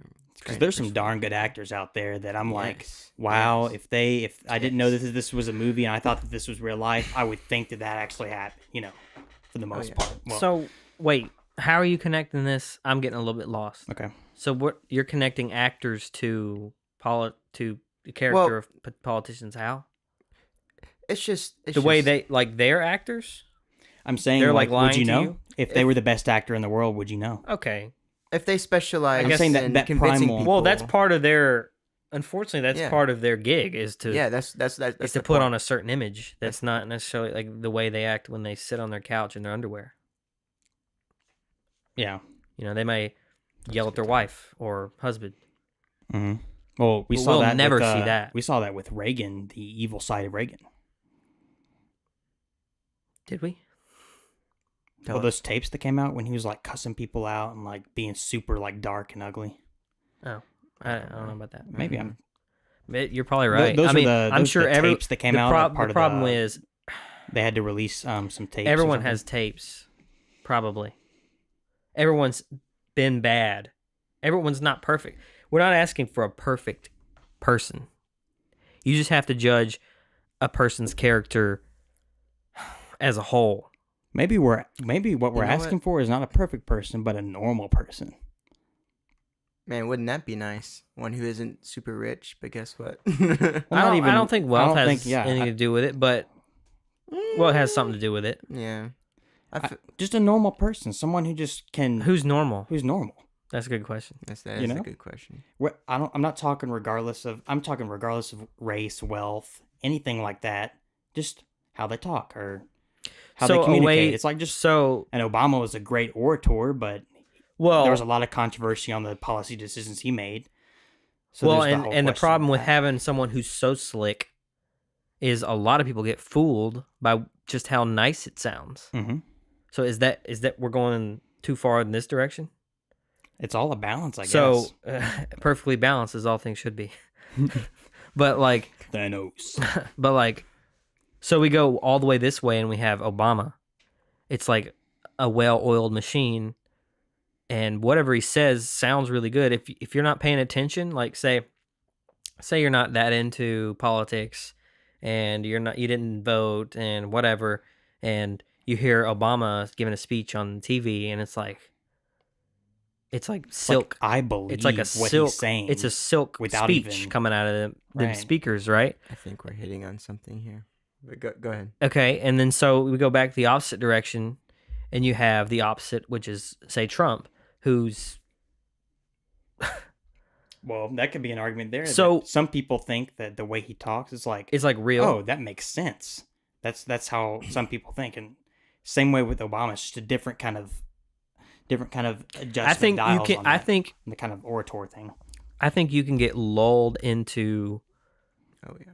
on the Obama side. You can get lulled into just believing everything he says because it sounds Genuine. and although if you listen to him a lot, it starts to be like there's some snakery going on here. Right. There's some It's slithering a little going on. suspicious. But it still sounds good. And then you go the other way and you can get lulled into like, oh, he sounds like Billy Bob at the warehouse that I used to work with. Right. Wow. He sounds like Jim Bob Cooter at the Shell station. It's like really affirmative, and like, oh, he But knows what he's talking both about. of them are acting. Right. They're normal people. They're appealing to different They're people. both putting on a show. And I don't think you're ever going to get a person who's normal. You know where the normal people end up? They end up like in... You never hear them. You never hear them talk. Right. Yeah. Because they're not Exactly.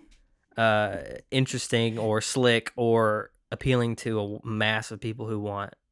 You make a fair point. And then the other question arises there is, do you have to be... I guess, yeah, you do. You have to be not normal to be able to stand in front of, Well, you have to be not 100,000 normal to be people want to and be give the a president. speech. Well, that's what I was trying to hint at about being the rich. Well said, well said. It's hard to be rich and also normal. Well, I would say... I think the most normal rich people are the people who made their wealth in their life and not inherited it. You know what I mean? Or started off with a... It can either... I mean, here's the problem with saying just... Or it could go the complete opposite way. Yeah, people can go crazy, Oh, yeah. right? I mean, there's people who handle their wealth like Shia LaBeouf, and there's people who handle their wealth like Well, many NFL Bill players. Justin Bieber. No, that's not a good... Bill Gates. Well, that's... Were Bill you Gates. making that's like no, another... no. Like, philanthropy argument? Like no, just handle their peop- money well versus people blow it on who, a like- Lamborghini or a Yep. party or whatever. Yeah, I'm all for buying Lamborghinis, but... Well, I I'm guess it saying, like, depends. people who if you're a self-dis- millionaire and if you own $1 million and you buy a Lamborghini, that's a poor judgment decision right there. Man, If you have $1 million and you buy a $500,000 Lamborghini, that's okay, a poor judgment. you can, Oh, buy, but you don't have to... yeah. You're no longer Sorry, a millionaire at that point. We can though. move on from that technicality. No, but we go can ahead. debate about that because I could... It needs to be proportional. It doesn't need to be anything. If you want to spend half your money on a car, then Yeah, it might not be smart. But what are you gonna do with that, That was money when my- you're that dead? was my It's not argument. It's smart. like no, I like that too. Like that philosophy of money is not worth anything until you spend it. well, right. yeah. But you also, and then the future is also always gonna. You're never, We all know that. They may take your money when you die. This whole There's a segment, death tax. This whole Is there really? segment seems Yeah. to be a You have to pay a tax after you die. it's Like the money that state goes, tax. the Is money it that not? goes. It's literally called the death tax. The money that goes to Oh. your, that you leave to your, whoever you leave it to. Are you kidding? It's taxed. Well, yeah, I did not because know if that. it's so The government's got to get their cut. You live in income our country, tax. boy. The person who is receiving is gaining income, and it's Yeah. it's technically an income tax. That doesn't sound like an income more than inheritance, though. Well, Well, like if if you get money, you have to pay taxes on that it money. is incoming into your life. You're receiving income. I get what you're saying. You know, That's why you, and there's right before you die, you take it all out in cash and then give it to them, and then they bury it in the There you go. backyard. put it in the Yeah. bank. Yeah. Although that's I think the problem is when you know That's sketchy. you're gonna die. what if your house burns down while you have all that money? Well, that's why it's in the ground. What if there's a Moles. mole? Yeah, moles attack. We get obsessed with the technicalities. It's all about the technicalities. You saying us No, I'm or saying just people? I think us. I think definitely. Oh, us. both. No, I'm saying everything is a technicality. There we go. There we go. There's Yeah, the we ball. need. No. Yeah, elaborate, please. What I I would said like to was move actually on. a technicality, About so that. I'd like to move on. Move on from these politics. So about the I need to the stretch primal of mentally. feeling. What is it? Choosing sides. Choosing sides. Isn't that such a? It's so evident everywhere. Whether that's the idea of race of countries, that countries prosper off of war because a whole country sees another as an enemy and sees a goal is to like this competition. And of course that is such an instinct drive in our just it's an instinct. I should word that. Are Yeah. you saying It's an that- instinct. That competition is instinct because life has been nothing right about. But if you're better, you survive, right? And it kind of transfers over, of course. And I would like to share something that I heard about the other day. Venus is the god of love, Mars is the god of war. Earth God of is war. always between. Thanks for the shout out. It's when's the next one coming out? I don't know. They haven't announced it. We can get into that later, I like me some God of War. So I like especially in 4K. They're having with their the own. PS4 Pro. Well, they're got some gonna. good lore. They're supposed to have an event this year where Sony's own event where they announced the PS5 and all the new titles. Like That's a whole new subject. What the I'm new, saying- the new Spider-Man, the new God of War, Oh the my new Let me possibly interject Uncharted. there. Let me Yeah, interject there just and go say that back. We'll come back to that. PS5 should have a 4K player. I'm just saying. Oh, if it doesn't, then I'm gonna be thoroughly mad Okay. because I just bought my first 4K movie because I'm Which one making was it? First Man. Was it? Oh, Did you see that in theaters? I haven't seen it. No. We'll have to watch it. Remember my story about You have a that 4K is TV? that Yes, but I don't have a 4K player. First Man. That PS4 does not output 4K. Even the PS4 Pro doesn't.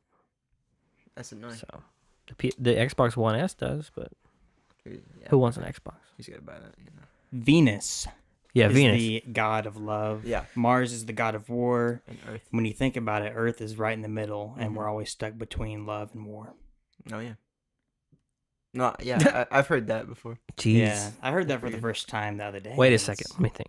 We're stuck between love and war. Okay, so you have Because we're in Venus, between. Earth, Mars is the Yeah. planet order. Venus. Did they do that on purpose? Probably. Some- Honestly, probably. It's probably I don't know. some philosophy. philosopher. What is all these planets are named after gods. What's Earth? Is that just Earth? Or Yeah. is there Earth like an mean actual- Earth means like. Doesn't Earth mean like? Isn't it a physical word? I'm gonna I look it don't up. know. Like Terra. Maybe What does Earth mean? Terra is the like Isn't that where the word Earth comes from? Though, is like Terra. Terra is the Greek word for land. Yeah, I mean not Greek, Latin, but I feel like I'm Earth too was like dumb. a titan for some reason. I'm too dumb to know about all Maybe this. I'm probably thinking about Atlas actually, Oh, is that the one who? who holds the world up on his back. Dude, that's a sea turtle, bro. The sea turtle holds the world up. Sea turtle? What are you talking about? It could be a regular turtle. No, it's a dude. Yeah, but I'm saying in other mythology, it's not. It's a turtle, bro. Here it You're is. talking about the turtles from Turtles. The Last Airbender, the 4 elemental turtles. Turtles all the way down.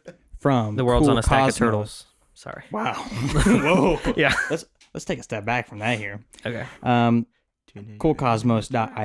Coolcosmos.ipac.caltech.edu. How did the Earth get its name? All of the planets, except for Earth, were named after Greek and Roman gods and goddesses. The name Earth is an English/German name, which simply means the ground. Okay. So what did Well, that was- It comes from the if it's old English words. It's so hold up. Eorth and Eartha. In German, it is Erd. Read 'em The name boys. Earth is at least 1,000 years old. Let me No. That's what it says on Let me it. ask you a question. Caltech. let me ask you a question. Is Caltech private? Let me ask you a question. You said it was a Greek, English, and German word, Earth. So what did they call it before? Eorth. No. Like what it Eeyore says. from Winnie the Pooh? It says Eeyore? How's it spelled? it comes from the old English words. No. In Latin. Latin. Yeah, but what was What's the like? Latin word? They had names for all the E-O-R-E. planets in Greek and Eeyore. Roman times. That's Roman. So before English and German, what did they call Earth?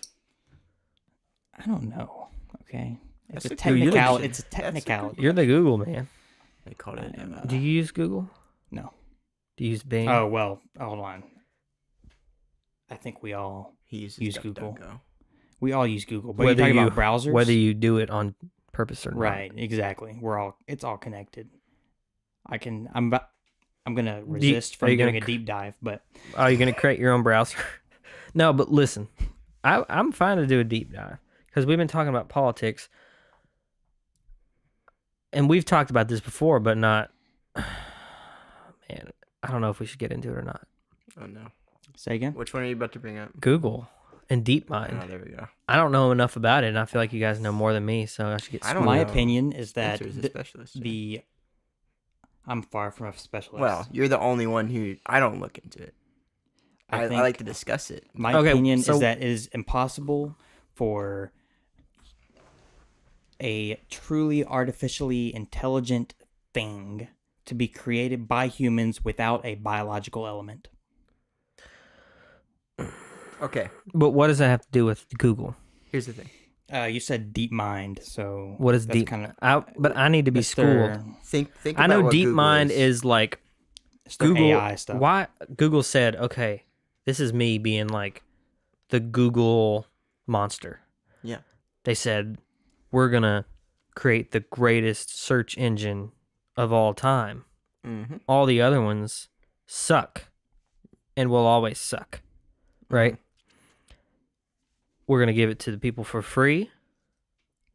And we're going to collect all the data that they input over the next 50 years.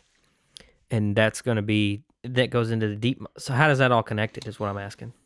Well, Are you Isn't that asking- the idea? Is like, Are you? Yeah. we're going to collect humanity's consciousness through Google searches. I think it's just the wealth of information. Is And that what you now mean? through, we have the phones where we just listen to them all the time. I think there's one thing, and I don't want to. I think that you are using the wrong name.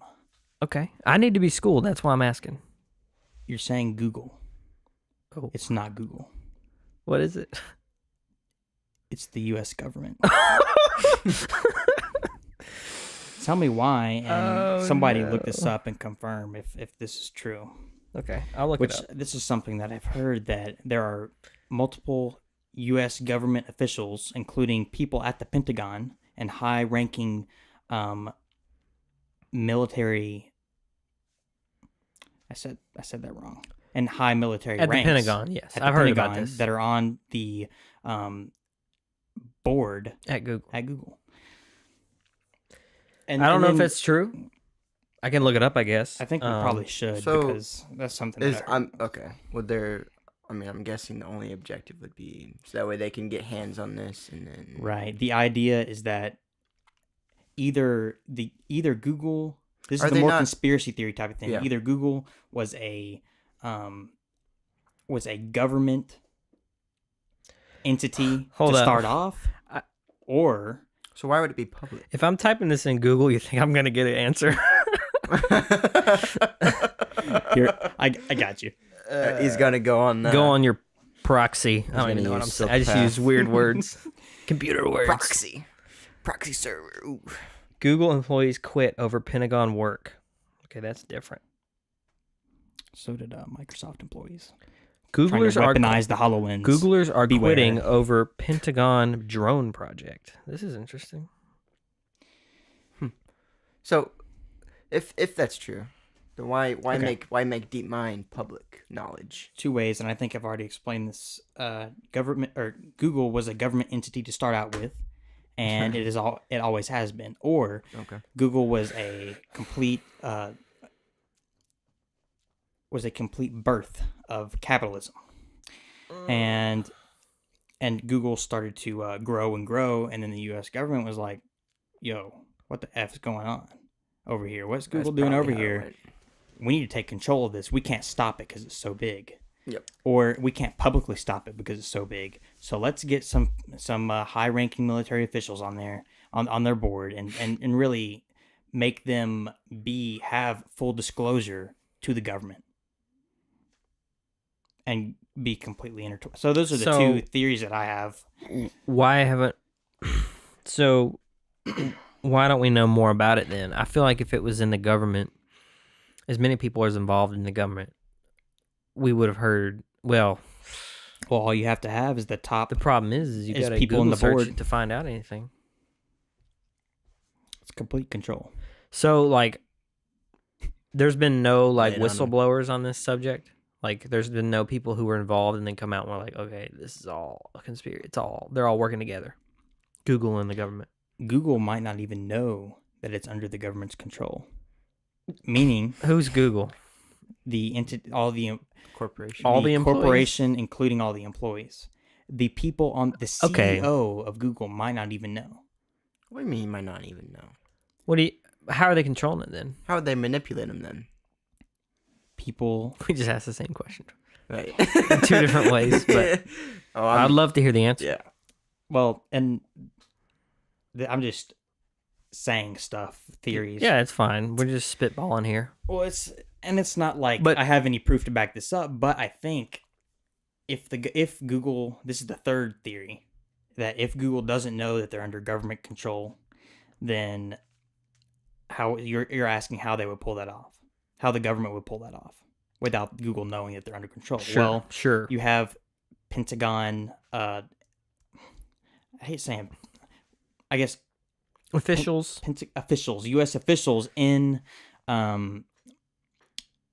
on the Google board, and they could just be saying things, and the board could be agreeing on things, but the board, the Google employees, the people, the investors, the highest shareholders that are on Google's board might not realize that the Pentagon is trying to push some agenda.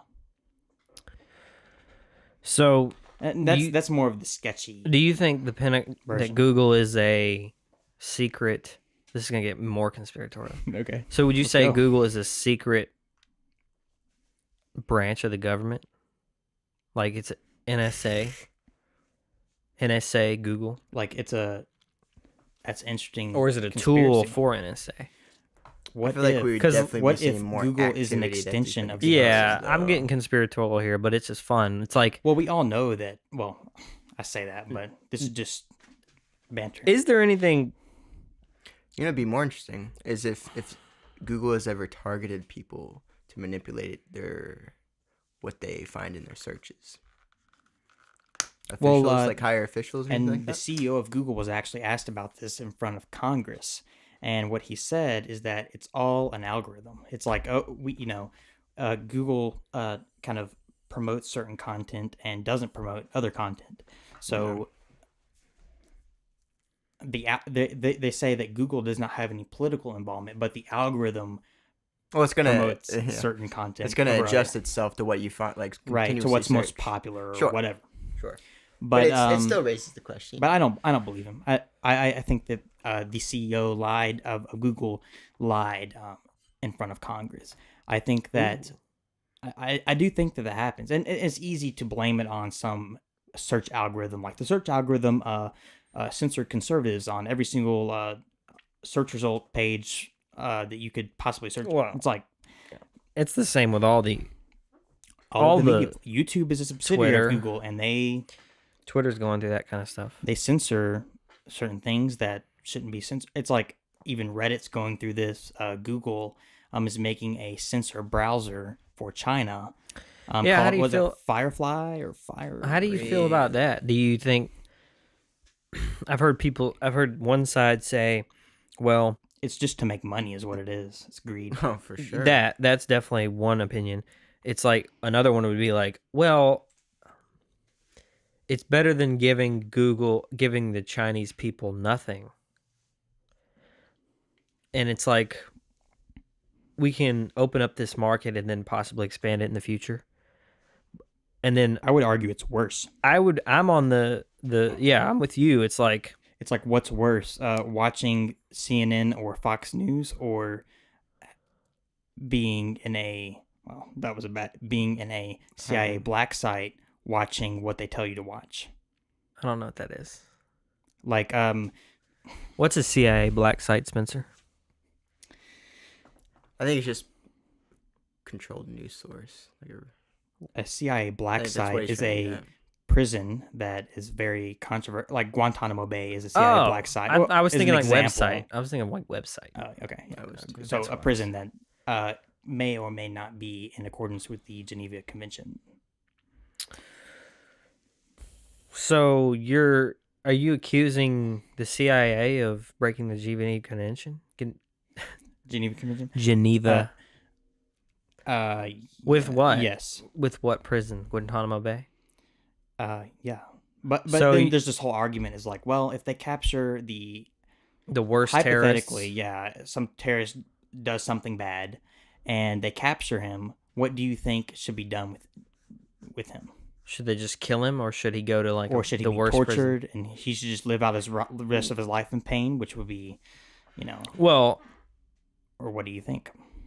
if I guess This is a difficult subject for sure. It depends and on I'm not. what happens. I and don't it have depends. enough knowledge to Right, really, but yeah. I have opinions. It's kind of like It's- we're here like weighing what a human life is worth. I It's don't like- have the facts, but I have opinions. Oh, I don't have a lot of these facts. I So think it's that's- like- yeah.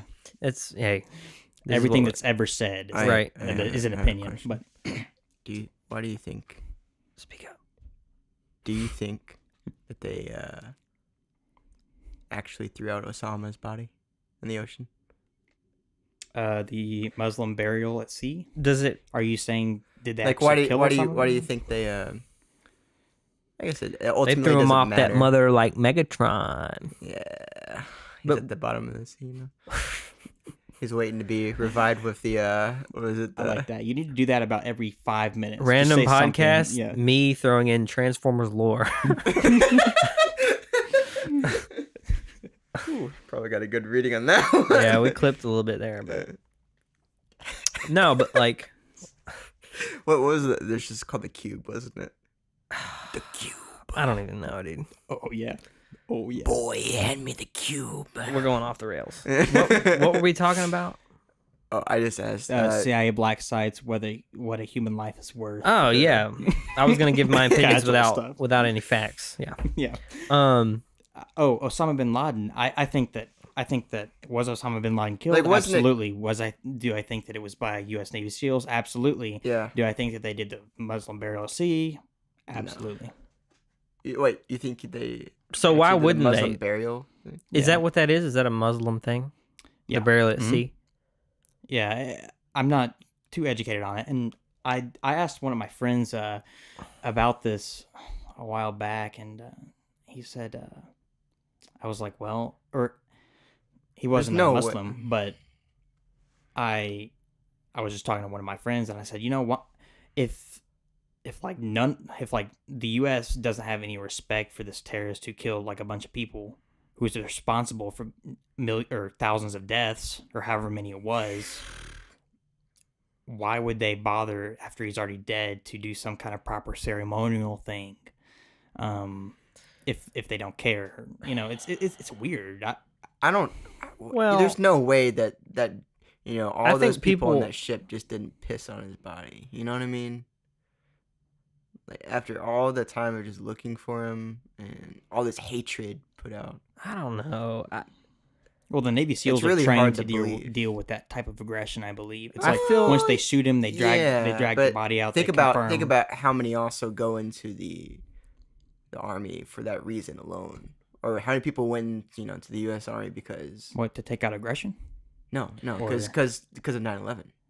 Oh yeah, for Yeah, sure. It's Yeah. It's like that scene from American Sniper when Yeah. he's sees 9/11 on the morning of night. He's watching it on TV. Yeah. And you're like, that's an intense scene. But And my cousin was actually he was in high school. I could be I can't completely imagine- taking this out of context, but someone, I feel like it was my cousin, told me that like all of his friends, like the day that it happened, they literally that were 18 in high school, seniors in high school, they literally got out of high school and drove down to the Marine Recruitment Center and signed up. yeah, Which, honestly, I probably would have done. I the same probably would have thing. too. I can't imagine what it would feel like to be.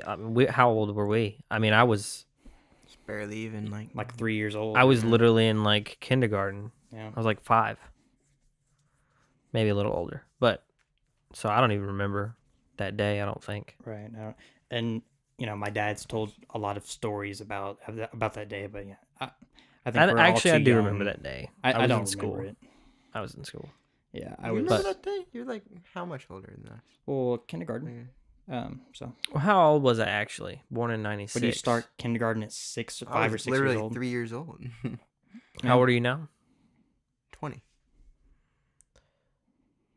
So I'm only like 2 years older than you.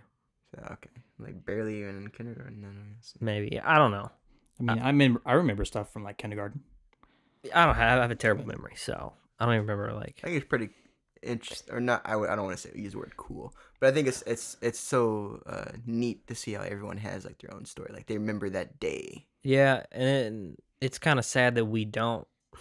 I mean, it's Yeah. I Well, don't now want- it's a historical event now because Well, kids are being born and seeing that as history now. Well, what's crazy is we don't even us. We're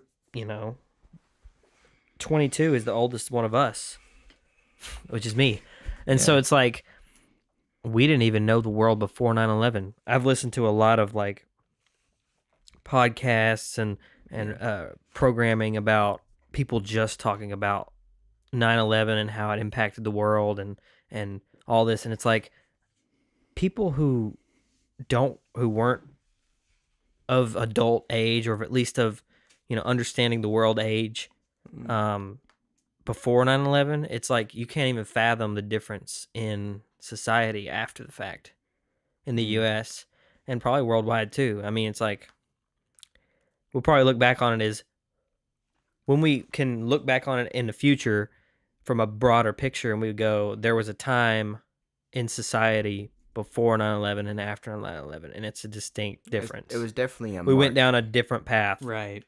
Like right now, if something were to happen, we would have that comparison of the aftermath and the precursor, like what life was like before. But we were just too young. That's to, a scary thought. All we can have is what we read in books and what we hear our parents tell us, and Man, that's people who are actually adults. Do you think we'll see something like that again? Another 9/11? Like that? I'm sure they'll probably. I mean, I hope not, No, of course not. But but it feels inevitable. probably. I mean, there's going to be some sort of attack. That begs Have you the ever heard of all the question- close calls before? Like how I think it was Chicago. Oh, they stop stuff all the time. Yeah, they're like there's a train that they were planning to explode on. I mean, trains. people. Yeah, I mean, stuff gets stopped all the time because it gets found out or people. stuff that we don't even know about. Dude, I know. Classified Most stuff. of it we don't know about. Yeah. Yeah. Right. Wonder how much is stopped in just a regular year. I think if you would like me to answer that question with my opinion, I think that we would go absolutely insane if we knew. I think we would too. Because you'd be so scared. I think it would just be I think a it constant happens fear. so often that it's just crazy. Do you ever think that nukes were almost launched once? Yeah. Oh, well, they Yeah. definitely were almost launched. Not you past Cold War? pass Cold War? Yeah. No. You don't think nukes Probably. have been close Like, to I'm war? okay, sure. define like how close, like Like, Oh, I'm like, sure. wait, Like, wait, okay, our I'm awareness. sure we- execute. I guarantee you. And, like, stop. it was not maybe not like they gave the order, but like it was considered. I guarantee you it's been Sure. I considered, think and so. I guarantee you America has threatened and used that power, and other Well, countries we have. have against North Korea, but Yeah, I mean, Oh well, Of Trump cour- said it, and he's like, yeah. y'all are gonna go down Well, a wall that's of a fire very- or whatever you said. yeah, but that's like a very public. I'm thinking like just in general, like it probably gets used a lot. Well, I don't know. Would you use that? I don't think I would use that. That's a very dangerous thing to use. It to is- threaten. That is very dangerous because then But have you You're- ever heard the story? Oh, I'm not even going to talk. I just want to mention it because I don't know the guy's name and I don't remember exactly. I think he was a German or, a Russian during the Cold War. I'm pretty sure he was. There was a false signal that was. He was working at a facility where they were like one of the launch stations for a nuclear attack against America. And there was somehow a false signal got sent through to attack, to send nukes to America. And for some reason there was a guy who like questioned it and it's like he's like known as like a kind of like a hero because he basically stopped a nuclear war from happening because he broke procedure in like making sure that they wanted them to do the nuke. Or I don't know the full story. You could probably Google it and find out. well, But that and brings like up- they were like, oh no, it was it legit was a false signal. We didn't mean for you to send a nuke. So and I don't remember exactly the whole story, but it's crazy that we've been that that's close. crazy. Yeah. How do you even have like a false signal? I don't know. I don't remember the whole story, and it's bad to talk about stuff when you don't know what you're talking about. but But that brings up an interesting kind of mini topic. Is I think they played this out in the movie War Games. I didn't see that one. It's a pretty good movie. Is that with Matthew I don't know. I don't know the actors. I'm terrible with names, but the guy who played Ferris Bueller? yeah, I'm pretty sure. In this, I want to say it's War Games. There was two of them. Maybe it was one of those. The implication came through that, let's just say the president is analyzing some situation, and he's like, yeah, we need to drop a nuke. Give the order. And then the 5-star general that's in the office with him picks up the phone, gives the order, and it goes down the ranks, right? To whoever is supposed to press the button or turn the keys at the same time or whatever they do. The question is, should there be a human involved?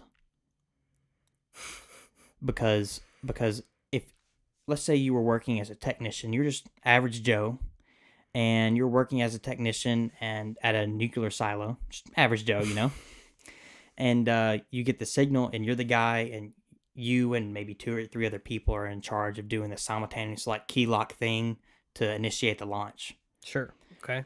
You get a phone ring from the 5-star general that's in the office of the president. He's like, launch the nuke at coordinates this, and this.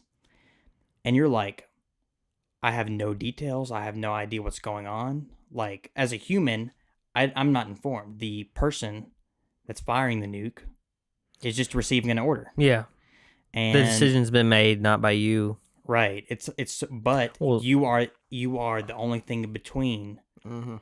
Well, it's like the guys who They were get flying the launched. plane who dropped nuclear bombs most on. of them didn't know.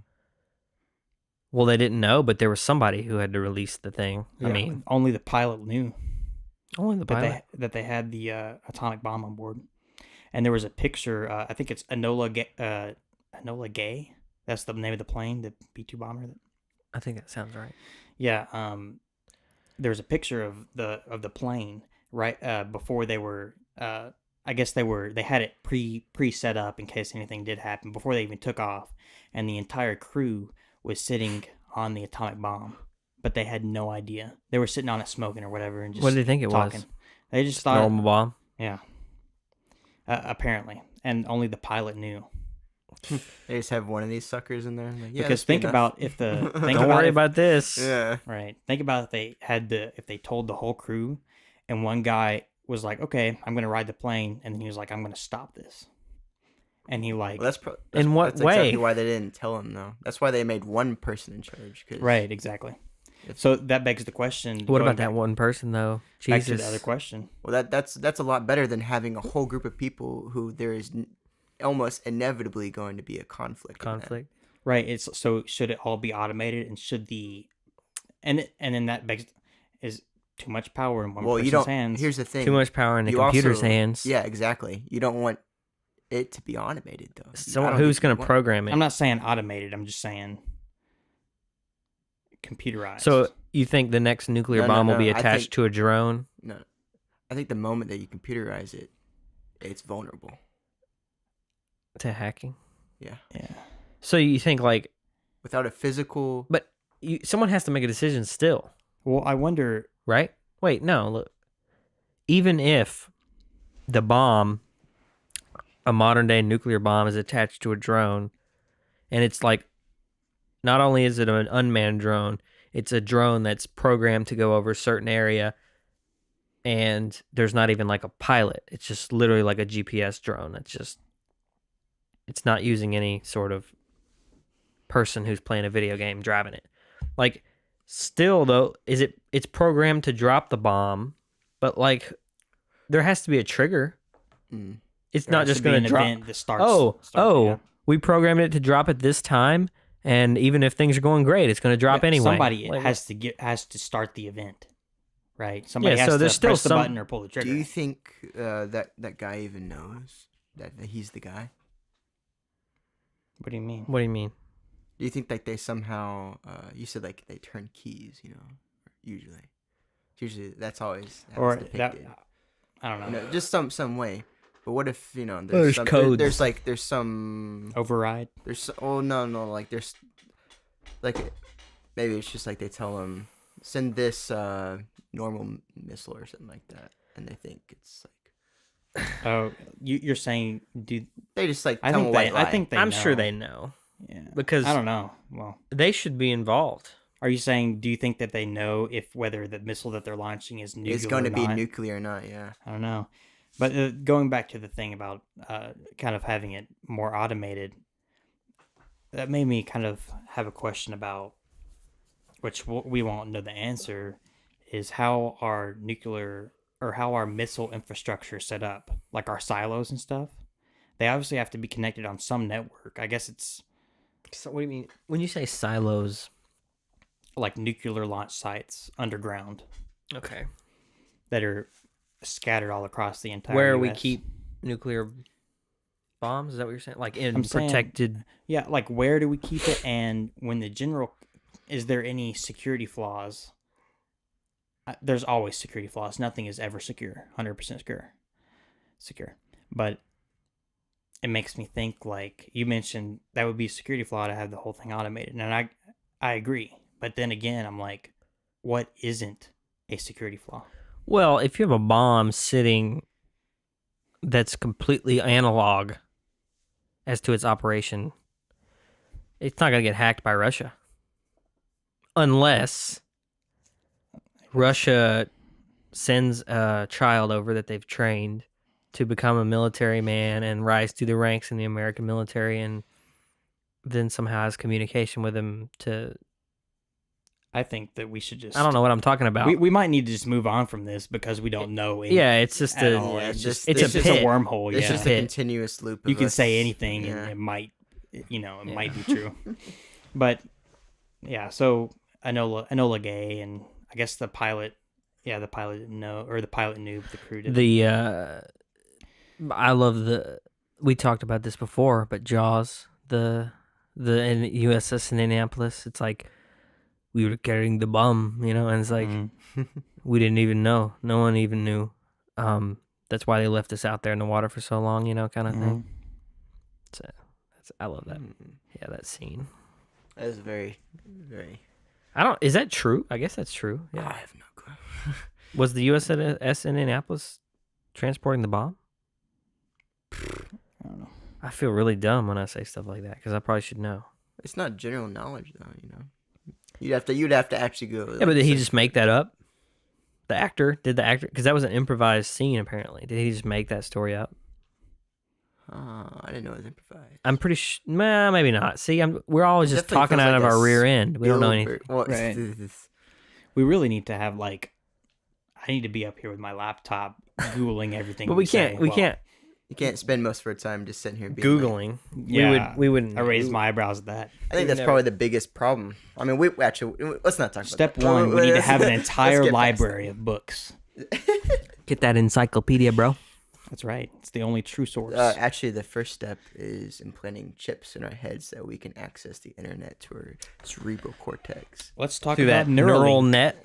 neural net, and then the government talk can about actually Neuralink. mind control us. Before I get a neural link, I want something to fix a pinched nerve in my back, please. It's kind Go to of a crazy. chiropractor. Like You been to one? Chiropractors are fake. it's You like we can. They're not real doctors. Did you know that? Oh, I know. It's considered kind of pseudoscience in a way. Yeah, because literally, they're just like massage.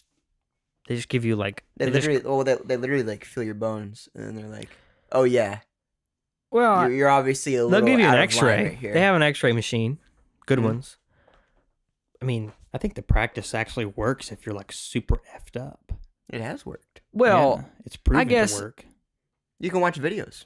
Watch videos Yeah. of these people like who can't raise their arm up above their yeah, because their shoulder, and then Well, like they're just a they're normal stretching person you. going in. They're stretching you out and working certain muscles and parts But- of your spine that. what's also hard to believe that you said you have a pinched nerve, right? That's what. Well, that's what they told me Yeah. off of an X-ray. Why is that hard to believe though? Why is what hard to believe? Do you not believe that you have like a pinched nerve? Oh, I don't know what I have. Probably, yeah. I don't know what a pinched nerve is supposed to feel like. the spinal cord is one of the, those nerves are some of the most.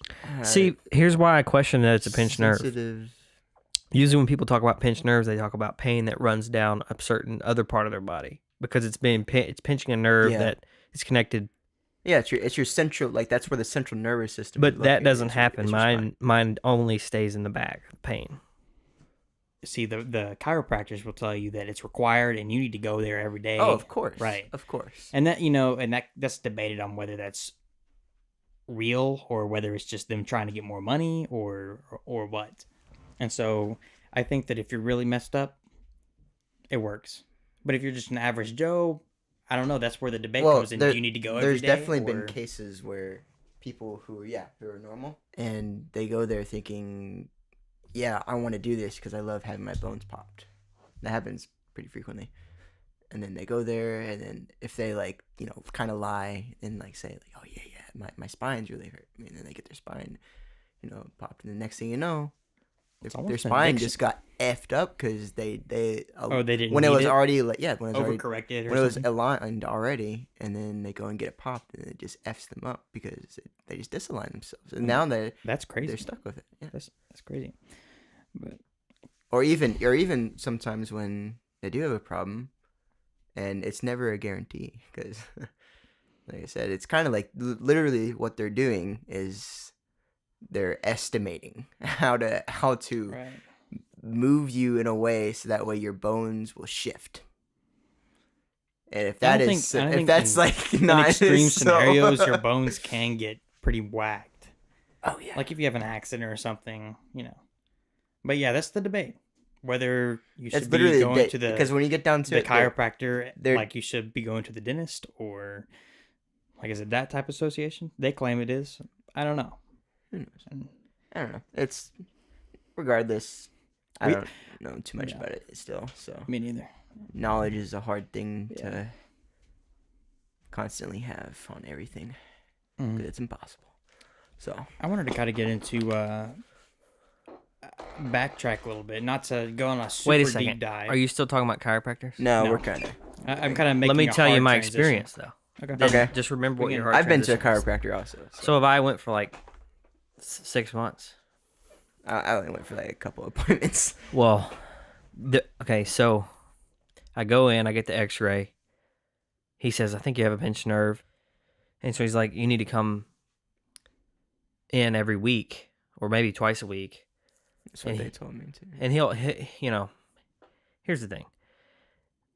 The problem is it feels good because you're getting a massage. They're stretching you out. They're, Popping bones Popping- feels great. yeah. Oh, I mean, yeah. That's popping what your we were just back. talking about. People like that, I pop my hands literally like every 5 minits. My Me too. Fingers. Yeah. Just right. It releases like pressure. Yeah. Yeah, it's So, really The condenser mic just. so I did that, but he also got me on these freaking. Tell me about this, right?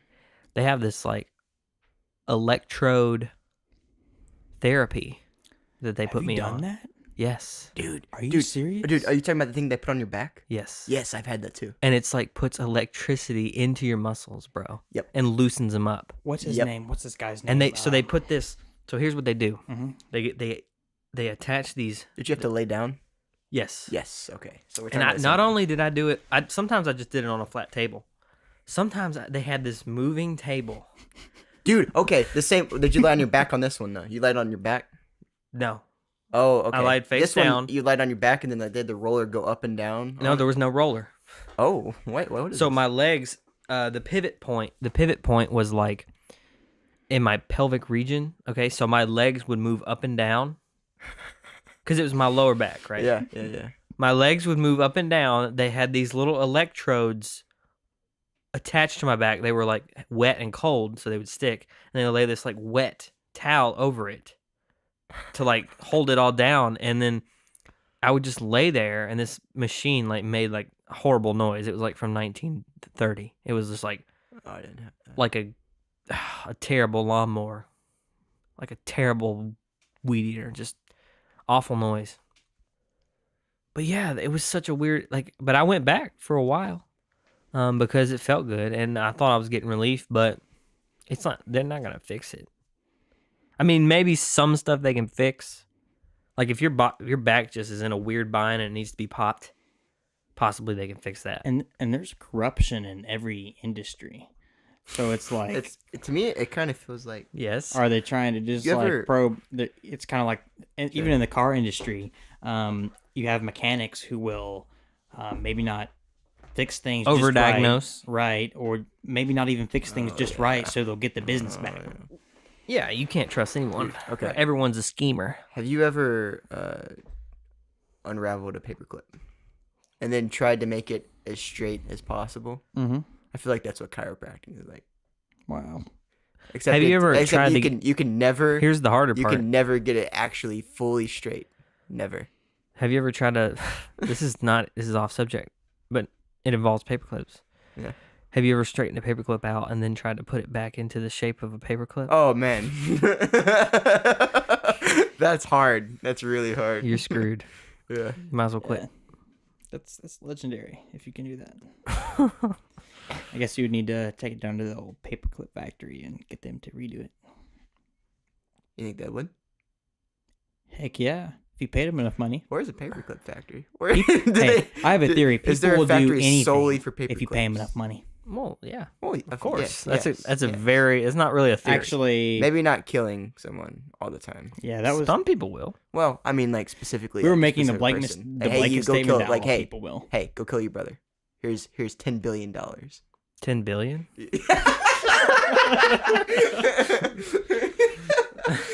Well, my theory is gone. Chase's brother, if you're hearing this, I'm not associated in any way or form. Hey, all I know Anybody is is who's- always associated in murder. I wanted earlier, but Yeah, what's the next subject? so the next We're subject is a some subject that we've subjects. already talked about. on this podcast? 9/11. I don't know. We if could wanna say- go we need through to save this. that for later. I don't. Wait, we should save that for another Say, time. that needs All I'm saying- I need a fresh mind for that. All I'm saying. You talking about Building 7? This is my I'm editing this. I'm not out. talking about Building 7. I'm not talking about the Twin Towers. I'm talking about the Pentagon. I've been there. Have you been there? See all those names? The memorial. Mm-hmm. No. Look, that's a sketchy part. I'll admit. It's the sketchiest because part. you see those pictures and you're just like, where's that plane? And you know Oh, what? they say it's inside the building. Like it went into the building. Where?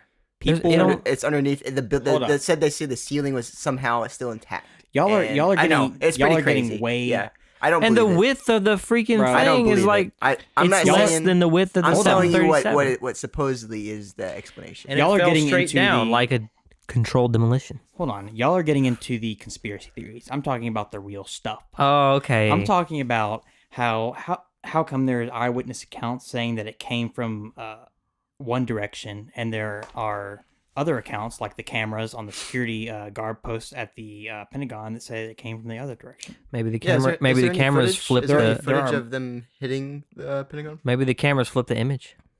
The Oh, yeah. there are two guard posts where the cars would enter into the Pentagon parking lot. I think I walked through those. There are two cameras. One's kind of back, and then the other. So this one that's kind of back here, is an eye shot of the guard tower that's sitting right here. And there's a camera on that front guard tower that's pointing towards the field. Or It's hard to picture direction, but okay. Okay, but regardless, they released two tapes, not at the same time. And these tapes were different lengths. And there's this guy on YouTube, and he does a full dissection of the videos. Oh, I'm And sure the he does. frames so there was a cop car that came through, and he lined up the frames and the perspectives mathematically, and there are frames missing. What they claim to be is, oh yeah, that's the nose of the plane, or that's the smoke trail. It was edited out. Yeah, I mean, if you it's crazy. When you factor in the direction, I've it worked came with- from this direction, but some people said it came from the other direction. Have you ever worked with video, Mhm. like edited video? Yeah. I know you have. Frames are so small, like in proportion to like a normal length of a video. It's like, but when you have a fast moving object, it doesn't take but like one or two. I mean, I was working on this thing, and there was a girl walking towards the camera bouncing a basketball. Right? She's just bouncing the basketball, walking towards the camera. And so I was nudging frame by frame through, trying to get a sound effect for the basketball to hit right at the right time. Mhm. Well, I went to one frame, and the basketball, it was above the ground, and I went to the next frame, and it was back above the ground. There was no frame where it hit the ground. Mhm. So it's like, whoa, I mean, it's just how cameras work. It's just taking a bunch of pictures. Mhm. So totally, like, you could edit two frames out of a plane flying by, and you would people have no still plane. believe it. You would have no plane, Right. and you could never tell the difference Mhm. if you watch the video straight back, And- especially on those and- grainy. Yeah, and so the first part of the foot, like where the footage aligns, the first part of it is in sync. The middle part of it, where the actual plane comes through, is out of sync. Meaning that, and there's a lot of perspective geometry that goes into that. And then right after, it syncs back up where the explosion happens. You can see the smoke. I think that there were, I'm not going to get into that, but I'm just saying that We can go. I do- We can do a deep dive one I day. do not believe. Another thing is the maneuver. You heard about that one? Well, yeah, That the maneuver was actually impossible. yeah, And there's multiple commercial airline pilots that said, yeah. yeah. But have you That- seen the movie Flight though? No. Denzel Washington, And then Washington when he landed upside down. upside down, bro. Okay. While well, he was You know what? drunk. It's a great documentary. You should watch it. What are you saying about Denzel Washington? Saying he's a great pilot. Saying I love the song that Froggy Fresh did on him. The best actor ever? Okay.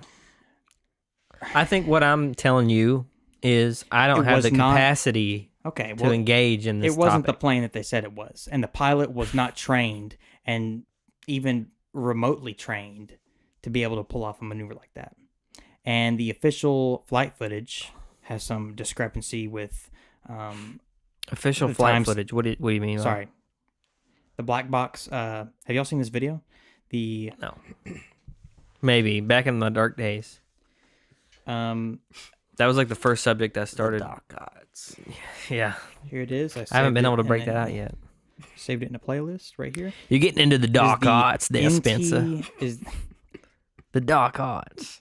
It is the NTSB animation of AA Flight 77 hitting the Pentagon. And it's the actual compiled... Animation from the It's- black box data. Yeah, it's Yeah, the I think I've actual seen that. compiled Yeah, I've seen that. junk. There Yeah. are some discrepancies with that. I don't really know exactly, but... there- Well, and I don't know. we should just plan on doing a full 9/11 debunked. episode. You can do all the research. We'll do our own research, and we'll just talk about it. I mean, Yeah. it's controversial, but Well, and a lot as of long as we people- objectively look at what we're looking at. And a lot of people, when they say, like, when they're just discussing 9/11, say, oh, that's weird that the cameras weren't lined up, and they're questioning it, and people, take that as, who are connected, take that as a sign of disrespect. And, it is kind of, it is a touchy subject to talk about, especially when Sure. you get into the conspiracy that the transponders were flipped on and the actual commercial lanes were landed, and everybody on the board was There's so many people at executed. an airport. Those are real lives that you're talking about. Yeah. That you're getting into, like, You're getting to the emotional. Everything's emotional, but yeah. Wasn't there one going to the White House too? There was. That or the crashed? Capitol. It's debatable. It crashed in a. It was in a going field. toward Washington D.C. Yeah. It crashed in It was on Philadelphia. trajectory. Yeah, and that freaking hole that it made was so small. Imagine. I think that the plane that crashed into the Pentagon was a drone. Don't know. Anyways, I just wanted to get that. Imagine Okay. how that would have That's- turned out though. if that's they a actually hit the teaser. White House. Teaser for a future. And I think that it's possible that there were two planes that hit. Anyways, Hit what? the Pentagon. Well, and didn't the flight didn't the passengers actually take over flight? What was it? 90. Yeah, something 3. that crashed into a field. They Yeah. actually took it Yeah. back over and crashed into the ground or something. Yeah, they crashed on the ground on purpose. Yeah, to save lives, sacrifice. I wonder if they knew Sacrifices. that it was There going was towards the White no House wreckage. or the Capitol. In that footage. No wreckage. Go look at the footage from right when they rolled up on that plane crash in that farmer's field. It was like a small hole in the ground and no wreckage. Maybe they It was only a 737 just like the rest of them. You sure that would? I mean, You sure there was they didn't see, wreckage, but that was just like one of the scrapes that it did on the way on, like like no, that was it. That was That was the that was it. the crater that it I don't know, I supposedly would have to see created. it. Yeah, I don't know. I mean, I don't know what to think. We'll never find out the truth Probably. about We anything. are the president of the United States. No, I don't think even. So, I don't think what would it? You don't think each president gets knowledge on the previous presidents? I'm saying that I don't The think president's too insignificant. There's higher powers. there. Right. Oh yeah, right. they. That's what I'm They. alluding to. Is that even the president at some points, I guess, might be a pawn, is a pawn. Oh yeah, for sure. We are all pawns, played in a massive game of chess. Is that right? I'm being serious. What about checkers? Simpleton game. I suck at it though. I can't even imagine There's also chess. that one dude at I Cracker feel like Barrel it's that playing scored me. rock paper scissors. Checkers. You don't know who's gonna win. Or tic tac toe. Yeah. It'll end up as a tie every time. Yeah. Well, Yeah. until someone just flakes out. Pretty much. It's a game of the Or stamina. 4 in a row. Is that the name of it? Got him. How do you feel about the Sig P226, Chase? I don't have Have any you ever shot one? No, They're I don't have pretty any expensive experience with it. guns. Yeah, SIGs are expensive. I mean, from all I've heard, SIGs are quality items. But you might be mad that I'm saving up for a expensive item as my first. But that's what I'm saving up for is a Sig P26. Well, Okay, I and mean, and I will not gonna be- determine after I shoot one, then I'll surely know. But that's kind of the one that I've been eyeing. Yeah, you want to make sure it I fits definitely your want to hand. shoot it first. Yeah. You shooting it, yeah, but you might not even have to shoot it. I mean, Just hold in it is what most you're saying. in most situations, unless you know someone who has one, like most gun shops don't have where you can go test their guns. Some do, but Right. So I mean, you just want to make sure it fits your hand. It should. When you grab it, you'll know. You'll be like, oh, this feels good. Mm-hmm. That's why you need to. When you go, you need to try multiple firearms. Because It's like trying on shoes or something. one may feel good, and you'll feel another one that's like, oh, that fits way better. Mm-hmm. So that's why you got to try a lot of different stuff. Nothing's gonna feel better than 1911, though. I just want to get that out of there, that opinion out of there. Okay. Fair enough. But that's a big gun I know. to be, especially if you're gonna want to carry. Right. But it's a beautiful gun. 45. Oh yeah. I definitely have my opinion on guns. What do you mean? I don't know. Guns scare me. Oh well, we can change that. I don't know about that. Yeah. I mean, I definitely, like I said, I want to get a permit. Mm-hmm. I want to carry one in my glove box.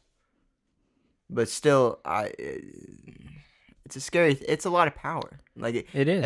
and I don't think that's the scary thing. Is I know that. But the scary thing is I don't think everyone knows that. Do you think that if worse comes to worse, you could take action, or do you think you would? Oh, I don't know. You would hesitate. That's not something I can just prepare for. I think that's something that Well, you just have to. If it happens, then you can you'll train. know. You need to. If you're going to carry a firearm, you need to train as much as possible and get as comfortable as possible as you can. Just living with the gun, basically, because if there comes a time when you need to use it, there needs to be that doesn't need to be a question. The question of am I comfortable with the gun? Like, I've had my permit for a year, maybe 2 years now, and I've carried it very little. And I'm comfortable with guns. I grew up with guns. The thing about it is, I don't train enough, right? Because we don't have a great range in this area that's not really expensive to shoot at, and I don't know. There's so many factors that go into it that people don't think of. It's like you got to think about the gun that you buy, right?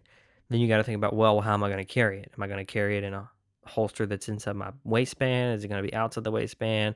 Do I want a gun that's small enough that I can put in my pocket? And in what situation will you execute? Well, we're not even there action yet. It's of- like you have to train extensive amount of hours to be able to quickly pull your gun and accurately fire. It's way harder than most people think. Mhm. And Well, I remember last time I But- shot my dad's 9mm. I was comfortable with it. It felt good in my hand, and I pulled the trigger. And there's a lot you have to compensate for in terms of sideways movement. I didn't hit the target that I was shooting at, and it was well, relatively close. There's a lot that you have to, like you said, training goes in. Yeah. So much goes into it. that part is not. Are you If you're- referencing the actual technique or No. the emotional? The technique, the yes. emotional The ability to You have to be taught. think right. You have to Talking be about the taught the moral tech. question. The problem is, no, well, that's further. It's like, first, to even do it, you have to, at least for me, I have to have trained much more than I have, like actually carrying the gun. And what I should do is probably carry the gun. Well, no, that's dumb. I was going to say maybe I should carry the gun unloaded just to get used to having a gun on me, right?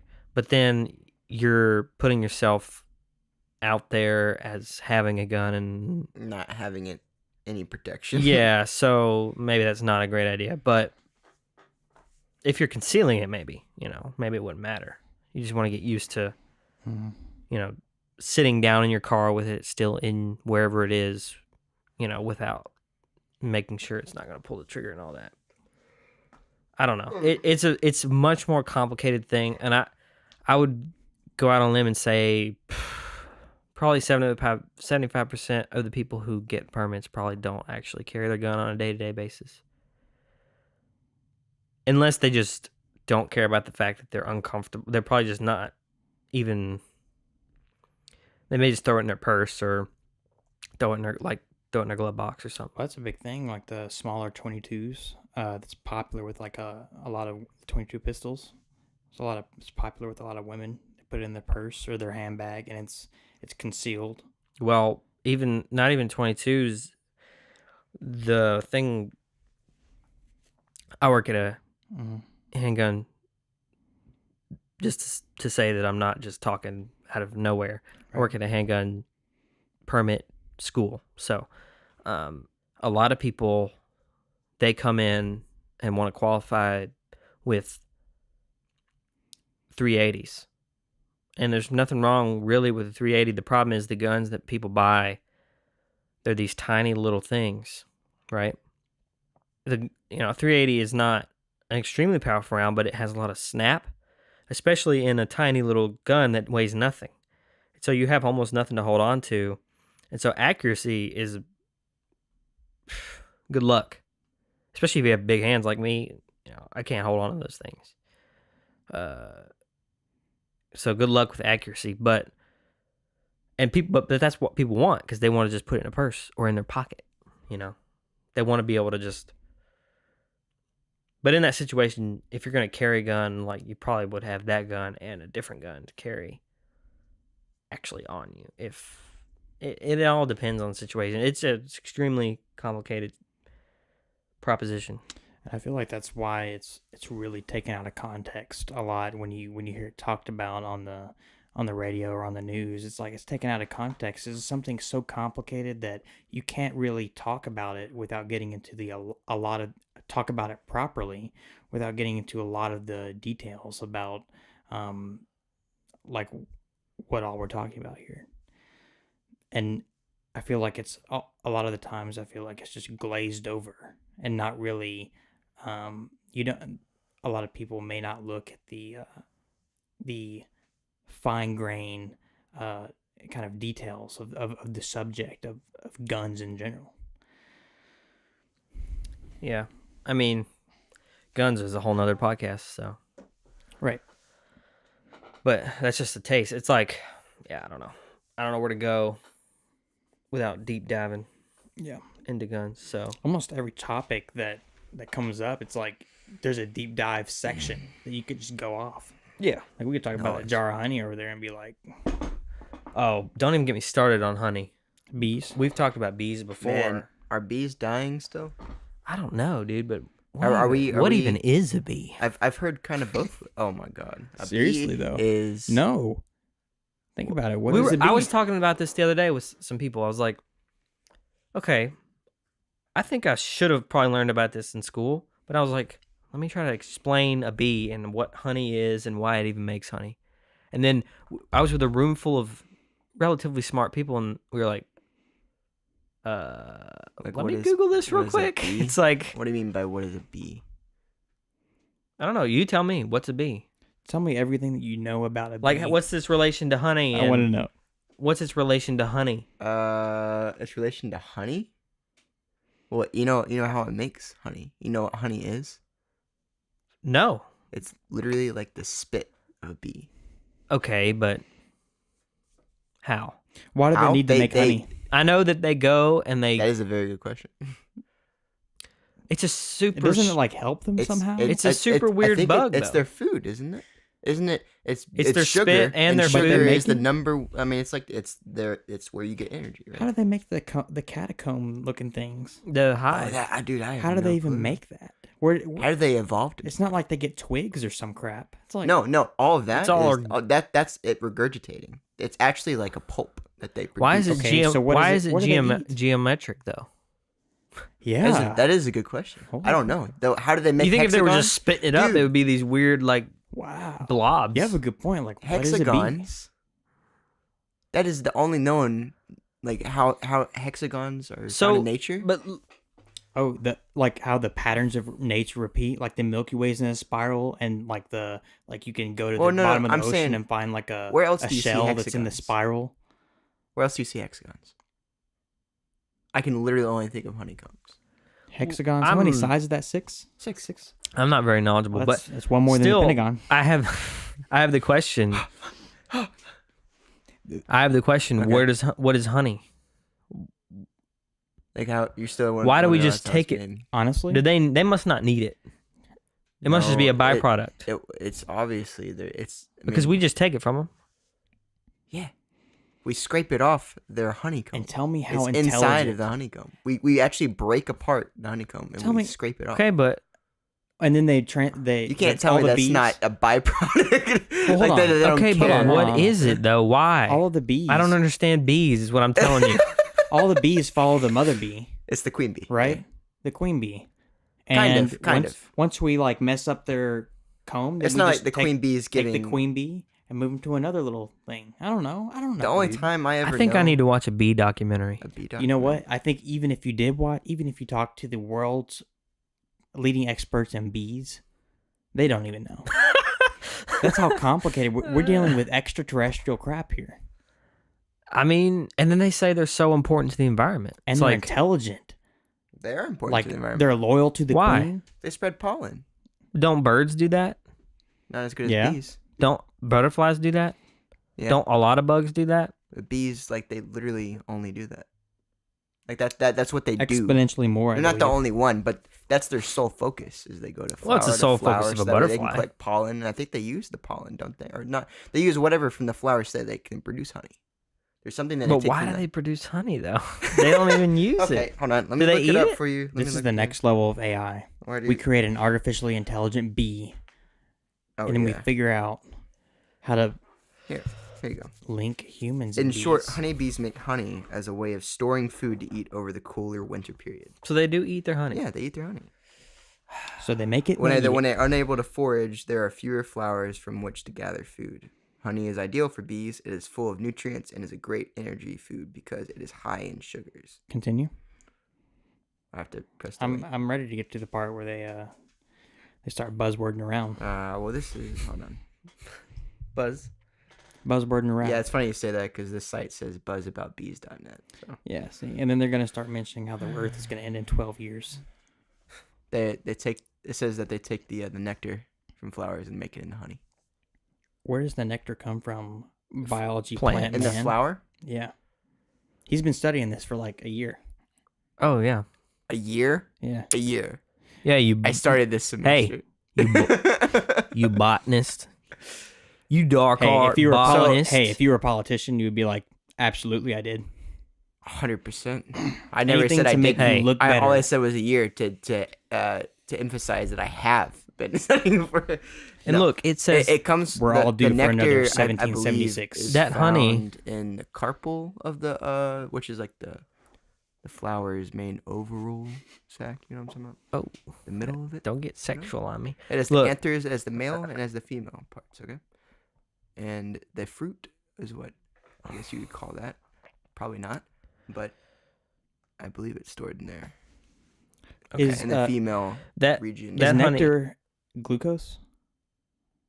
I don't know. I would. It has to I be. would. Is But glucose is- glucose is like sugar, right? It's usually. It can be a solidified. Sugar form, is though. energy. Yeah. Is that correct? They break it down into energy. They break it down into. Okay, so Albert These Einstein sugars- said that E these equals MC sugars- squared. Everything is energy. Sorry, I'm Sure. being wild. Go ahead no. with your plant talk. So these sugars hold these bonds that when you break them, it's essentially breaking. So okay, here's what I should explain first. So ATP is adenine triphosphate or something like that, Mhm. and the way that you get we get these energy is by breaking the third bond on that triphosphate, and then the ATP can be reused once that third third phosphate is reconnected, and it's always it's this constantly breaking of the third one right there. Okay. Now I'm probably wrong because I don't know everything. Stuff happens, But and Something nectar is happens made. with the sugar where it is used to break bonds in there as well. And I don't know if it's breaking bonds exclusively from the sugars or if the sugars are somehow converted into ATP and then from there ATP. There are a couple of different energy sources. There's ATP that I know of, and there's NADH, which is like the bigger source. It's just more, you don't use that as much because you don't need that much energy. It's too excessive. You only use it when your body is going to use it a lot. So ATP is just a very convenient source. What's that chemical called? NA what? NADH. I don't know the actual The way you made it sound is that if we were able to use all of the NADH and well, there'd be here's the thing. It it's takes too excessive, so we at the same time, like, it still super takes energy to powerful? break the bond, but you just get that energy back because you're breaking the bond that gives you energy. So you have to keep that in mind also. So so it's kind of like NADH has a lot of energy, right? But then if you keep breaking that, you're only gonna use so much energy, and all the other energy is gonna go to waste. That's why ATP is a lot more convenient because you still have these small bursts of energy, and you can So essentially, you can rebuild ATP very quickly as well. this ATP becomes like nectar. I'll look up what nectar is specifically. You know what? Google I can have- tell you a lot of things. I have been lost. I've been lost. Y'all have gone away from my Hold knowledge. on. What This is- bottle of honey says product of nectar? USA, Canada, Argentina. It also says Argentina. US grade A. So is it grade B honey? What's that mean? Tell me why it comes from which it Argentina, attracts which were all the Nazis went Okay. after World War II. And then they say So- you should eat local honey to help with your allergies. What the hell? Yeah. What the hell's going on? You don't think that makes sense? I think that makes sense. You're How- introducing Is that back. it's like taking a Hold on. flu? Is Introducing that it in like your taking a immune flu system. shot? Yeah, How are you're our- introducing it in your immune system. I have a I ain't never question. had a flu I have shot question. though. Really? Ain't You never got the- never had a flu shot? Me Nope. neither. Never got the flu. I never had a flu shot. You? Nope. Me neither. I've had a flu shot. My I've had best. the flu. I had the But flu I know before I had the plenty flu of shot. people who But got they the all flu say if you haven't had the flu shot, don't get one. Oh, that's true. Don't get because one. you've never been exposed to Right. it. We're so effed. We're so effed. Ryan's heard that like, as well. I've injected flu into your tea.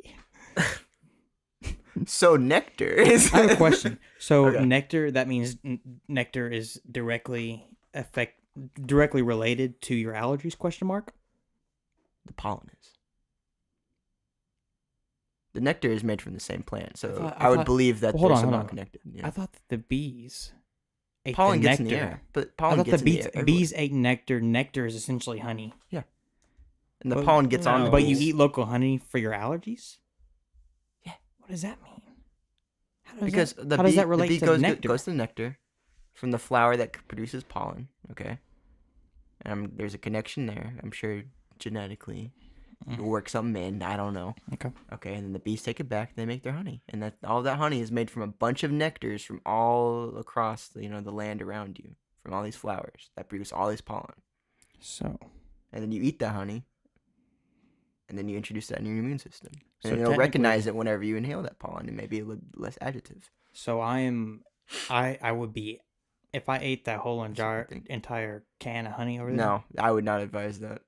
If I did, if I were able to consume it without Hypothetically, any right now, if you did. any repercussions, That's not. I Local would be honey, more though. allergically. That's not local. It says product of I'm saying- USA, Canada, Mm. Argentina. Not So local. if I ate that entire jar, would I be more no, you gotta allergically stable no, because in you're Honey, Argentina? but they, In they say Argentina? honey in general is good for you though. in Yeah, Argentina? honey. I've heard that too. Because In Argentina? if that honey came from Argentina, Maybe where the place where it Al- was produced in Argentina. Also- not all of Argentina. Right. Also, But- it's better for you just because it's honey. it's better than sugar. Just it's Isn't a it more sugar? I've heard that. it is sugar, but it's more natural than sugar. Isn't there a commercial that It's says more. I sugar get what you're is saying. sugar? Like the sugar we buy is obviously Yes, fairly you can processed. get like natural sugar, I guess. And then the but honey is literally, we don't make it. Hashtag it's a cane natural sugar. process. I don't know. cut Maybe yourself off Kroger some. has something extra stuff going on in Well, there. Kroger will actually sometimes sell local honey at the, if you ever. So will this guy down here at the Aldi in Dude, this yeah, I parking saw lot. that. Yeah, He's he always does it out all there. the time. Yeah, I have a jar. Dude, it's good. Mm-hmm. It's good. I Good need stuff. some biscuits. But also, just to clarify quick, it's not exactly the carpel that the nectar is made. It's actual organs called nectaries, either within the flowers with which it extracts pollinating or attracts pollinating animals. That's where they find that symbiotic relationship where they'll come. They're giving them all this, the nectar, so that way they can spread their seed. And the animals, they like the nectar. My dad's best friend from high school is a bee farmer. I could get into that. It would be a pleasant ride. Imagine wearing the suit and just going in there. And Did you ever taking read honey. those suits? Remind me of. Did you ever read The Hot Zone No, in middle school? It's actually biology, I think. I have a. It's like about those people who go into like and they get Ebola from the bat cave. No, that's the one where the monkeys. I don't even know why. You wanna know something? That's a whole nother thing. Never mind. I have a confession to make. I didn't read a single assigned book in high school. No one really did. I think the only book I ever I read did. in high school was Fahrenheit 451. Oh, I didn't read a single book in high school. You know what's the Wow. worst one? I think you know exactly what I'm about to say. can we say it Separate 1, 2, piece. 3 at the same Things time? separate piece. Oh, I think I just messed that up. 1, Okay, go ahead. No, keep going. 1, 2, 3. Things Things A fall separate apart. piece. No, dude. Things Fall Apart. was one of Trash. the I didn't read trash it. books. And you know what? I didn't heard, read You're Yeah, better yeah. for it. I heard anything. that the second half was actually pretty good, but the first No. half was No, trash. Well, you know those why I people don't are read? liars. I don't read a single book. It's that a lot the more interesting government than the gives me, first one. besides Okay, the but- Constitution of the That's all effing it- Okay, but and a effing little but pamphlet that I read. 1984. I don't know why they tell us to read that because that's them. That's straight communism. And the entire English love 2 that book. class. That's a the great entire book. English 2 class was teaching you about communism. I don't know if Probably what they were yours probably- was about, but I had to make a communist poster. What? Yeah, Why? I was forced as an assignment. Forced being that my grade depended on it, to create a Communist Party brochure. Oh, I'm an idiot, by the way. So, I definitely learned about this. I just forgot about it. Because it's one of the, Anyways, cellular respiration. That's how sugars are made to ATP. Okay. So, and I could... You were forced to make a communist poster Advertising the pros of communism. in English class. In English 2 class in the United States of America, people. That's why Let me make sure this is recording. It is. That's ridiculous. save that recording because it's going to be deleted by the government. I'm about to. Wait, Off wait. my I hard don't- drive. Sorry, say I that don't think again. that I'm going to make it home. What? No, Well, so this what do you is say? not No, live. say it again. Say it again. What? Yeah, listen to this, Ryan. Okay. Tell him. I don't know what English 2 class you were in. In my English 2 class, we read. I didn't, but we read George Orwell's 1984. I actually did read a section of it. now that I Talking think about about our it. town? What are you talking about? 1984. I didn't read that. Y'all haven't read didn't- 1984? We I didn't have did. to read it. Hold You need on. to read it though, we even had if to- you weren't assigned. Hold it. up, we had to read it. We didn't. Were you in an honors or were you in AP? Honors. I was in AP. Okay, here we go. Oh, those smart kids don't need to know about the. Here No, we go. The read- downfalls I of can Big tell you Brother. what we read, but go ahead. How do I think about it? I think I actually read the entire book. It was a class thing. We would read it in class. That's what it was. That's why I was like, I don't remember reading that, but Did you like it? it was a good book. Yeah, you should. I'm What's not it about? saying read that I it. agree with but I'm just What's saying, you know. what's it about? What's the? It's about. I can't believe this. I'm going to tell you what 1984 is about. 1984. Oh, Basically, it just- no, wait. I'm thinking about Animal Farm. Oh. You had to read Animal Farm, didn't you? No. I'm talking about Animal Farm. I know that I was actually super surprised when we didn't have to read Animal Farm. I remember I I had to 1984. read Lord of more. the Flies. Hold on. Yeah, Okay, read that. let's rewind. I'm now talking about Animal Farm. Okay, well, Okay. I don't know. That's effed up. I've heard that book Stuff. is. Yeah. My I need to read entire that one English 2 again. class, was, okay, we read Night, which was that Nazi, Oh, I actually did read Night. I really liked Night. right, we read that, and that was that whole good. intro to the Nazis, and then, bam, we get off on this communist, the entire year. It was about, like, I can't remember, that's the only 2 things I remember about that class. We probably did other crap. Did you ever read Night? Here it is. We read Animal Farm. And then my teacher, Animal Farm, y'all know what it's about, right? Mm-hmm. Yeah, it's a whole metaphor for communism. Right. And then she says, okay, your next assignment is to create a communist brochure. A brochure about communism. And you have to advertise communism. I'm liking this. I need to find this crap in my You closet. know what you should have I'm gonna told find her? it. I don't know, but you should have been And it was a like, project too. It wasn't like it was a homework grade or anything. It was like, if you fail this project, you're probably not going to be doing too hot in this class. I'm not creating no communist propaganda. I effing did Woman. it, bro. I effing did it. Well, How do you feel? 1984. Did you make it really like Ryan. created though?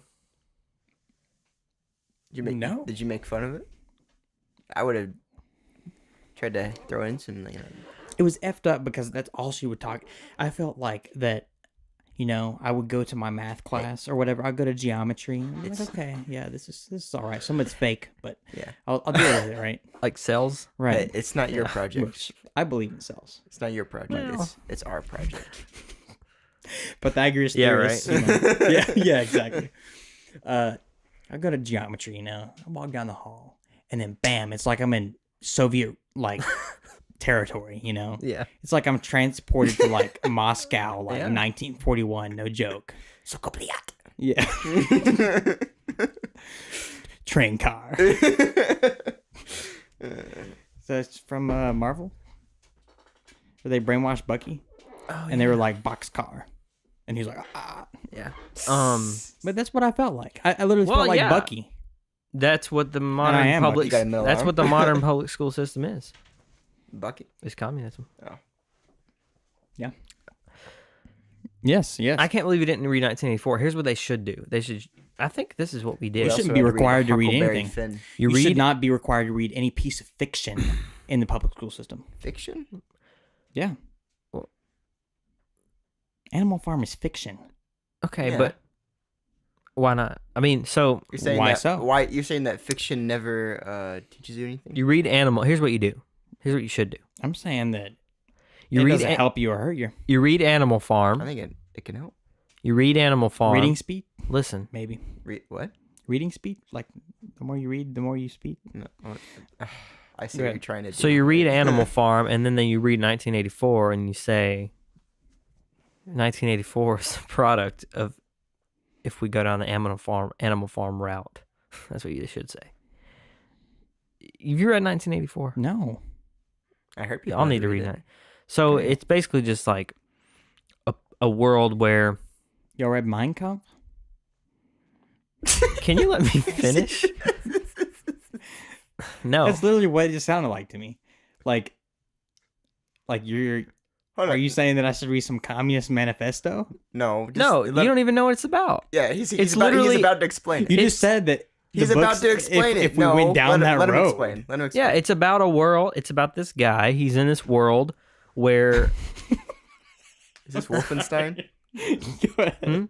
Is this Wolfenstein? I don't know. Frankenstein. Modern day, like where Nazis took over. Sorta, but no, it's like. Nazis are. Oh, Oh my! Why that's They have already taken over, bro. the Nazis run NASA. Hitler's in Argentina right now, and he's getting ready for World War III. He's Robo Bro, Hitler. I didn't mean to say it. Let me just Okay. tell you what 1984 is. It's been a long time since I read it. I give you permission. It's basically just like here's what could be a situation in the future where a full Big Brother state is taken over and they watch everything you do and control every aspect of your life and all that. Yeah. So, like, the guy walks around, it's poverty. They're in poverty, right? Yeah. And they're walking around, and he has, like, he wakes up, and there's a camera watching him, and they tell him to get up, and they're just like, it's Big Brother. That's where that term comes from. It's like, and it's just about his whole journey through that. I mean, there's a movie, too. We watched that. It was pretty good. I don't know. I mean, it goes into a lot of aspects that could be like, So it's just about government control. Yeah. But more in depth. It's about Big Brother and like what a full control government could do in the future with certain technology that's very We're present. living it. That's very present today, yes. Yeah. The phone? Do you think that's a product of capitalism? I mean, the thing about 1984 is like they're not going to make it as blatant as 1984, where there's literally a screen that pops up in your room that's Big Brother telling you to get up, Right. It's hidden. Yeah, it's going to be Amazon Alexa It's playing hidden, that bro. wake-up alarm. It's going to See be this little camera on my laptop? It's hidden, bro. Is it? It's hidden. Are you sure? It's in plain sight. Was it there? It's Or is the it not? see-through Trojan horse. Bro,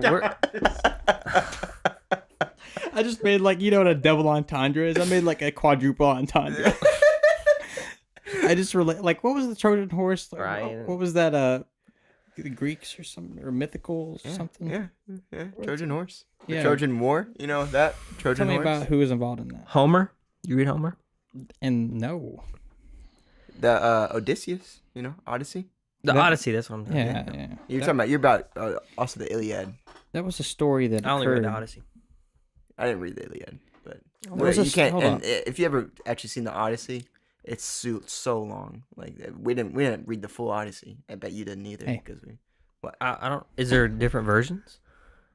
No. It's just like super long. I read it. Not all of it. We read. Are you talking about what we read in public school? Mhm. Yeah, we only read chunks. I read it. It was a book I bought. Well, you read the whole thing from the back. Yeah.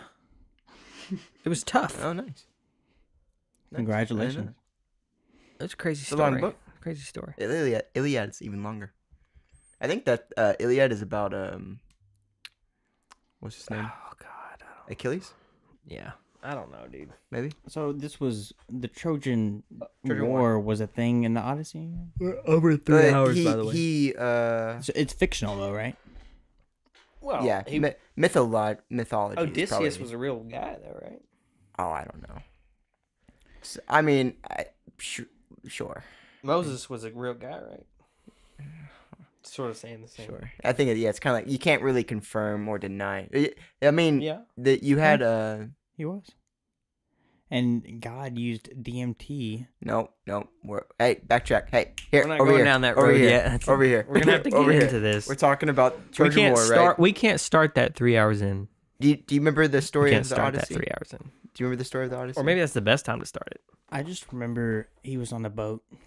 Well, he was And, he was banished from That's his home. Like he went. First of all, and I remember here's he what went happened. on this rock where he got seduced by this. Oh yeah. Those were the sirens. remember? Yeah.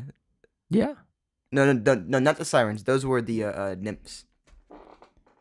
The nymphs. He had sex with all with them, and he stayed there for about I want to say over a year, technically. But he went and fought for the Trojan War Mhm. first of all, and of course he didn't want to leave, but he felt he needed to for loyalty and other reasons.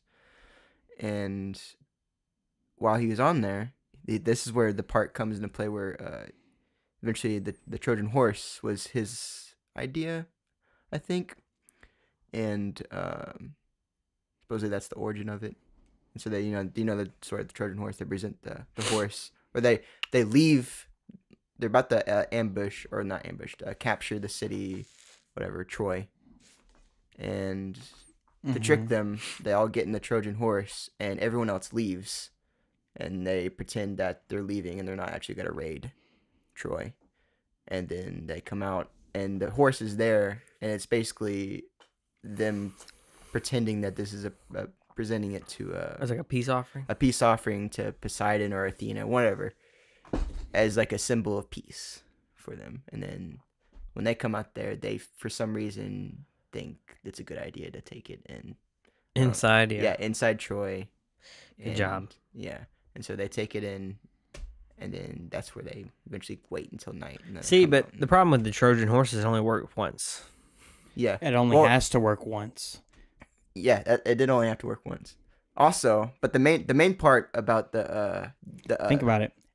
AOC is the Trojan God. horse of communism, not socialism. Communism. Continue, Democratic Ryan. socialism. Continue. Yeah. Oh no, I was For just gonna real. say in the middle of them. I thought you had something written on your hand. I was like, I all was gonna of say the Trojan War. His on my Odysseus hand. notes, bruh. Yeah, my Odysseus. from high school. No, he had but- it tattooed on his hand. while they came out there and they were checking, there was some dude who was like being like, this probably isn't, reasonable to be doing this. We probably shouldn't take this in. And he was starting to question it. And apparently, and this is, obviously where it's fake, is Poseidon ordered one of his sea creatures, the one of them with long tentacles or something like that, come out. Octopus. Yeah, and it killed him. Cthulhu. Cthulhu is a whole different Kraken. thing. God. But it comes out and it kills this dude. And Takes him down to everyone's- JV Jones' locker. and it stops him from yeah, and it stops him from revealing that the look inside and stuff like that. And then Poseidon then thinks that Odysseus is indebted to him because he saved his plan and helped sack Troy basically win the war. Interesting. And then after that, but Odysseus, he curses Poseidon at some point. I can't remember for what reason. And when that happens, Poseidon gets pissed off because he was like, dude, you should not be mad at me. I helped you. And for that, because you are cursing me, I'm going to curse you. And you're never going to be home or something like that. You'll never be able to return home. And Poseidon uses all of his in his power to keep him away from home. And that's why he's always on the sea, going to all these places, and he's trying to find a way back, but he keeps getting, Did I ever thrown tell you that you around. have a stellar memory? Thank you. Yeah, that's beautiful. Wow, bro. Are you able to kind of? And Pull that out it of your jogged head? my memory of the story because Yeah, I remember bits. And I pieces. literally just remember Well, that, then like you said, the boat and the nymphs, bruh. Yeah. there's the nymphs and there's the sirens. The nymphs are actually the ones who I didn't remember that. who will give you sex, Oh, but the wait. sirens they lure you in, Like They the luring mermaids. them. and then They eat luring you. them dark Yeah, arts in there that's for you. them dark arts. You get that South Louisiana accent. Oh yeah. Jefferson Bogart. That Cajun. Throw some Cajun sauce on there. Oh, Cajun dude, have you ever- spice oh, y'all need to come to this place, this Cajun place, dude. in an undisclosed location. Yeah. Yes. This podcast is for one entity. That's for the U.S. government. Wow. It's to them. It's to them. Dedicated This to is them. the start of our manifesto. Which Is the first one gonna be which one of Dear them? US? That's the name. The world order. We We're need gonna to, we do send need to this come up tape- with a name though for this No, podcast. we haven't thought about a name. I got a name. I don't want to say it. But just say it. I'll say one dumb one after you say one. Odyssey Grove. You just took two things we talked about and put them together. Right? So I was thinking. I'm pretty I sure. like this Odyssey. I'm pretty sure this is already a podcast. The Hit or Miss podcast. Pythagoras theorist. Is that a thing? You know what we should actually call it? Actually, actually? bold statements. That's We should. You're That's right. good. Bold statements I like that. podcast. Just bold statements. Just bold statements. Yeah.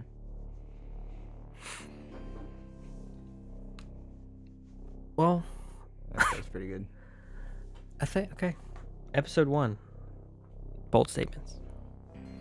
Man, 3 hours and 20 minutes. That was a lot of topics that went around. Yeah, that.